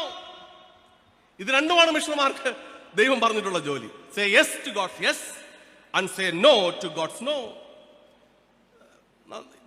നമ്മളെല്ലാവരും സാമ്പാർ ഉപയോഗിക്കുന്നവരല്ലേ? അല്ലേ? സാമ്പാർ വീട്ടിലുണ്ടാക്കുമല്ലോ. അല്ല, സാമ്പാർ എന്നൊരു സാധനമുണ്ട്, അറിയാമോ? അങ്ങനെ ഒരു സാധനമുണ്ട് കേട്ടോ. 12:45 അതാ സാമ്പാറിന്റെ ഓർമ്മ. ശരി, ഈ സാമ്പാറിനകത്ത് ചേരാത്ത കുറച്ച് വെജിറ്റബിൾ ഉണ്ട്. എന്തെല്ലാം അറിയാമോ വെച്ചാൽ സാമ്പാറിനകത്ത് ചേരുന്ന കുറച്ച് വെജിറ്റബിൾ ഉണ്ട്. അത് എല്ലാ കുറെ പേർക്ക് അറിയാം. അച്ഛാ, അതിനകത്ത് ചേരാത്ത കുറെ കാര്യങ്ങളുണ്ട്, അറിയാമോ? എന്തേ? പാവയ്ക്ക് അതിനകത്ത് ചേരത്തില്ല. Very good, okay. ഭർത്താക്കന്മാരെ തൊട്ടപ്പോ ഭാര്യമാർക്ക് വേദനിച്ചുണ്ട്, അല്ലെങ്കിൽ സ്ത്രീകൾക്ക് വേദനിച്ചുണ്ട്. പറഞ്ഞോട്ടെ. പാവയ്ക്ക് ചേരത്തില്ല, ബീട്രൂട്ട് ചേരത്തില്ല, ഇങ്ങനെ പലതും ചേരത്തില്ല. ഇതുപോലെ തന്നെയാണ് വിശ്വാസം. വിശ്വാസത്തിനകത്ത് ചേരേണ്ട പല കാര്യങ്ങളുണ്ട്, അതിനകത്ത് ചേരാൻ പാടില്ലാത്ത പല കാര്യങ്ങളുണ്ട്. അതിലൊന്നാണ് say no to God's no. ദൈവം നോ പറഞ്ഞാൽ പിന്നെ അത് നിന്റെ നോ തന്നെ ആയിരിക്കണം. ഒരിക്കൽ ഒരു സർക്കസ് കൂടാരത്തിനകത്ത് ഒരു സിംഹം ചത്തുപോയി. അപ്പോൾ സിംഹത്തിന്റെ ഒരു പ്രത്യേകിച്ച് റോളുണ്ട്. ആ റോള് ചെയ്യാനായിട്ട് അതാണ് അതിന്റെ ഹൈലൈറ്റ്. അപ്പോൾ അതിനുവേണ്ടി സിംഹത്തെ ഒന്നും കിട്ടാത്തതുകൊണ്ട് എന്ത് ചെയ്യുന്നറിയാമോ, ഈ സിംഹത്തിന്റെ തോല് എടുത്തിട്ട് ഒരു മനുഷ്യനെ അതിനകത്താക്കി ആ പ്രത്യേകിച്ച് റോള് ഇങ്ങനെ ചെയ്യുമായിരുന്നു. അപ്പോൾ കാണുമ്പോൾ എല്ലാവർക്കും സിംഹമായിട്ട് തോന്നും, പക്ഷെ അതിനകത്തായിരിക്കുന്ന ആരാണ്? മനുഷ്യനാണ്. അപ്പോൾ ഈ പ്രോഗ്രാം കഴിഞ്ഞിട്ട്, അല്ലെങ്കിൽ ആ ഒരു പ്രത്യേകത കഴിഞ്ഞിട്ട് ആ സിംഹത്തെ കൊണ്ട് കൂട്ടിനകത്തോട്ട് കയറ്റി നിർത്തിയിരിക്കുക, മറ്റവരെല്ലാവരും കാണാൻ വേണ്ടി. ഈ സിംഹത്തിന്റെ കൂട്ടിനകത്തോട്ട് അങ്ങോട്ട് സിംഹം കയറിയപ്പോൾ അടുത്ത ട്രിക്ക് ചെയ്യുന്ന ഒരു കുരങ്ങനാണ്. ഈ കുരങ്ങൻ ഈ വള്ളിയിലൂടെ ഇങ്ങനെ ചാടുന്നത് പോലെ ഇങ്ങനെ ചാടി ഇങ്ങനെ കുരങ്ങന്മാരുടെ പണിയുടെ അറിയാമല്ലോ, ഇങ്ങനെ ആടുന്നു ചാടുന്നു. പക്ഷെ അവസാനം എന്ത് ചെയ്യുന്നറിയാമോ, ആ കുരങ്ങന്റെ കൈ വിട്ട് ഈ സിംഹത്തിന്റെ കൂട്ടിനകത്തോട്ട് പോയി വീണു. എന്തായിരിക്കും അവസ്ഥ എന്നൊന്ന് ചിന്തിച്ചു നോക്കിയാട്ടെ. സിംഹത്തിനകത്തേക്കുന്ന മനുഷ്യനായതുകൊണ്ട് ആ മനുഷ്യൻ ചിരിക്കുന്നതായിരിക്കും അല്ലേ, പക്ഷെ കുരങ്ങിന്റെ മനസ്സോ ഒന്ന് ചിന്തിച്ചു നോക്കട്ടെ. ഇതാ തീർന്നു, എന്റെ ജീവിതം തീർന്നു. ഭയന്ന് വേദനയോടെ അടുത്ത നിമിഷം ഞാനിതാ മരിക്കാൻ പോകുന്നു എന്ന് ചിന്തിച്ചു കൊണ്ടിരുന്ന ആ കുരങ്ങിന്റെ അടുക്കിലേക്ക് ഓരോ കാലുകൾ അടുത്ത് വെച്ച് സിംഹം വന്നിട്ട് പറഞ്ഞു, പേടിക്കണ്ട, ഞാനും നിന്നെ പോലെ മനുഷ്യൻ തന്നെ. ആ കുരങ്ങിന്റെ അകത്തിരുന്നത് മനുഷ്യനായിരുന്നു. പലപ്പോഴും നമ്മൾ ഇങ്ങനെയാണ്. നിന്നെ രക്ഷിക്കാനായിട്ട് കർത്താവ് ഈ ഒരു മനുഷ്യന്റെ രൂപമെടുത്ത് ഈ ലോകത്തോട്ട് വന്നത് നമുക്ക് തിരിച്ചറിയാനായിട്ട് കഴിയുന്നു. യേശു പലപ്പോഴും പറഞ്ഞിട്ടുണ്ട്, പേടിക്കണ്ട, ഞാനും നിന്നെ പോലെ മനുഷ്യൻ തന്നെ, നിന്നെ രക്ഷിക്കാനാണ് ഞാനിവിടെ ആയിരിക്കുന്നത്. യേശു കർത്താവ് അയച്ച് ഈ 70 പേര് തിരികെ വന്ന് പറഞ്ഞു, കർത്താവേ, ഭൂതങ്ങൾ ഞങ്ങൾക്ക് കീഴടങ്ങുന്നു, നിന്റെ നാമത്തിൽ രോഗികളെ ഞങ്ങൾ സൗഖ്യമാക്കും, നിന്റെ നാമത്തിൽ എന്തെല്ലാം ഞാൻ ആഗ്രഹിച്ചുവോ, എന്തെല്ലാം ഞാൻ ചെയ്തുവോ അതെല്ലാം 100% പെർഫെക്റ്റ് ആയിട്ട് നടക്കും. What did Jesus said? വിശുദ്ധ ലൂക്കോസ് എഴുതിയ സുവിശേഷം 10-ാം അധ്യായം 20-ാമത്തെ വാക്യം. എങ്കിലും ഭൂതങ്ങൾ നിങ്ങൾക്ക് കീഴടങ്ങുന്നതല്ല, നിങ്ങളുടെ പേർ സ്വർഗത്തിൽ എഴുതിയിരിക്കുന്നില്ലത്രേ, സന്തോഷിപ്പിക്കും. Hallelujah, hallelujah. യേശു പറഞ്ഞു, നിങ്ങളുടെ മുമ്പാകെ ഭൂതങ്ങൾ കീഴടങ്ങുന്നുണ്ട്, നിങ്ങളുടെ മുൻപാകെ രോഗികൾ സൗഖ്യമാകുന്നുണ്ട്. എന്നാൽ നിങ്ങൾ സന്തോഷിക്കേണ്ടത് അതൊന്നും കൊണ്ടല്ല. നിങ്ങൾ സന്തോഷിക്കേണ്ടത് എന്തുകൊണ്ടാണ്? സ്വർഗത്തിൽ നിങ്ങളുടെ പേര് എഴുതിയിരിക്കുന്നുണ്ട്. സന്തോഷം. Hallelujah, hallelujah. എന്തുകൊണ്ടാണെന്ന് അറിയാമോ? ആ 70 ശിഷ്യന്മാരെ നോക്കി യേശു പറഞ്ഞത്, ഭൂതങ്ങൾ നിങ്ങൾ കീഴടങ്ങുന്നത് നിങ്ങളുടെ കാര്യമല്ല, കാരണം അത് എന്റെ കാര്യമാണ്. അല്ലേ? നമ്മൾ ചെയ്യുന്നത് നമ്മുടെ കാര്യമാണോ? ഞാനാണോ ഭൂതത്തെ പുറത്താക്കുന്നത്? ഞാനാണോ സൗഖ്യമാകുന്നത്? അല്ല, എന്നിലൂടെ യേശുവാ പ്രവർത്തിക്കുന്നത്. അത് യേശുവിന്റെ കാര്യമാണ്. നിങ്ങൾ എന്തുകൊണ്ട് സന്തോഷിക്കണം? ഞാൻ നിങ്ങളോട് പറഞ്ഞ കാര്യങ്ങളെല്ലാം അതുപോലെ ചെയ്തു. യേശുവിന്റെ ഹൃദയത്തിന്റെ വേദന മനസ്സിലാക്കി, ഈ ലോകം എങ്ങനെ പോകുന്നു എന്ന് നിങ്ങൾ മനസ്സിലാക്കി. എന്നാൽ ആ ലോകത്തിലുള്ള ജനങ്ങളെ രക്ഷിക്കുവാൻ വേണ്ടി യേശുവിന് ഇപ്പോഴും ആഗ്രഹമുണ്ട് എന്നത് നിങ്ങൾ തിരിച്ചറിഞ്ഞു. അതുകൊണ്ടുള്ള നിങ്ങളുടെ പ്രയോജനം എന്താണ്? ഒരുപക്ഷെ ഇന്ന് നല്ല വീടുകളൊന്നും ഇല്ലായിരിക്കും. വീടുകൾ തന്നെ ഇല്ലാത്ത എത്ര അച്ഛന്മാരുണ്ടെന്ന് എനിക്കറിയാം, അല്ലേ? എത്ര പേർക്ക് സ്വന്തമായിട്ട് വീടുണ്ട് ഇതിനകത്തിരിക്കുന്നവർക്ക്? ഇതൊന്നും നിങ്ങളെ വേദനിപ്പിക്കേണ്ട കാര്യങ്ങളല്ല. ഇതെല്ലാം നിങ്ങളെ ശക്തിപ്പെടുത്തേണ്ട കാര്യങ്ങളാണ്. എനിക്ക് ഇന്നിവിടെ ഇല്ലെങ്കിൽ ദൈവം എനിക്ക് വേണ്ടി ഒരുക്കിയിട്ടുണ്ട്. എനിക്കിന്ന് ആരോഗ്യമില്ല, എന്നാൽ ഞാൻ രൂപാന്തരം പ്രാപിക്കുന്ന ഒരു ദിവസമുണ്ട്. ആ രൂപാന്തരം പ്രാപിക്കുന്നത് ഞാൻ ദൈവത്തിന് വേണ്ടി ചെയ്ത നല്ല കാര്യങ്ങളെ കുറിച്ച് ദൈവം ഓർത്ത് എന്റെ ജീവിതത്തിൽ പ്രവർത്തിക്കുന്നതാണ്. അപ്പോൾ ആ രൂപാന്തരം പ്രാപിക്കുമ്പോൾ എന്റെ ജീവിതത്തിൽ രോഗങ്ങളില്ല, ഒരു പ്രശ്നമില്ലാത്തൊരു ജീവിതം.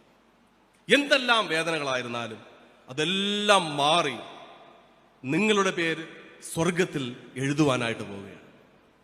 ഹല്ലേലൂയ. ആരാണ് മിഷണറിമാര്? ഞാനാണ് മിഷണറി. അപ്പൊ ആരാണ് ദൈവത്തിന്റെ വേദന അറിയേണ്ടത്? ഞാനാണ് അറിയേണ്ടത്. യേശുവിന്റെ വേദന അറിഞ്ഞ്, യേശുവിന്റെ സ്നേഹത്തെ അറിഞ്ഞ്, ഈ ലോകത്തിൽ യേശു കർത്താവ് നമ്മെ ഏൽപ്പിച്ചിരിക്കുന്ന ഉത്തരവാദിത്തങ്ങൾ കൃത്യതയോടെ ചെയ്ത് സ്വർഗ രാജ്യത്തിന് അവകാശികളായി മാറുവാൻ സർവശക്തനായ ദൈവം നമ്മെ ഏവരെയും ധാരാളമായി അനുഗ്രഹിക്കട്ടെ എന്ന പ്രാർത്ഥനയോടെ നമുക്ക് ഈ പ്രഭാത ചിന്തകളോട് അവസാനിപ്പിക്കാം. കർത്താവ് നമ്മേവരെയും അനുഗ്രഹിക്കുമാറാകട്ടെ. ആമേൻ.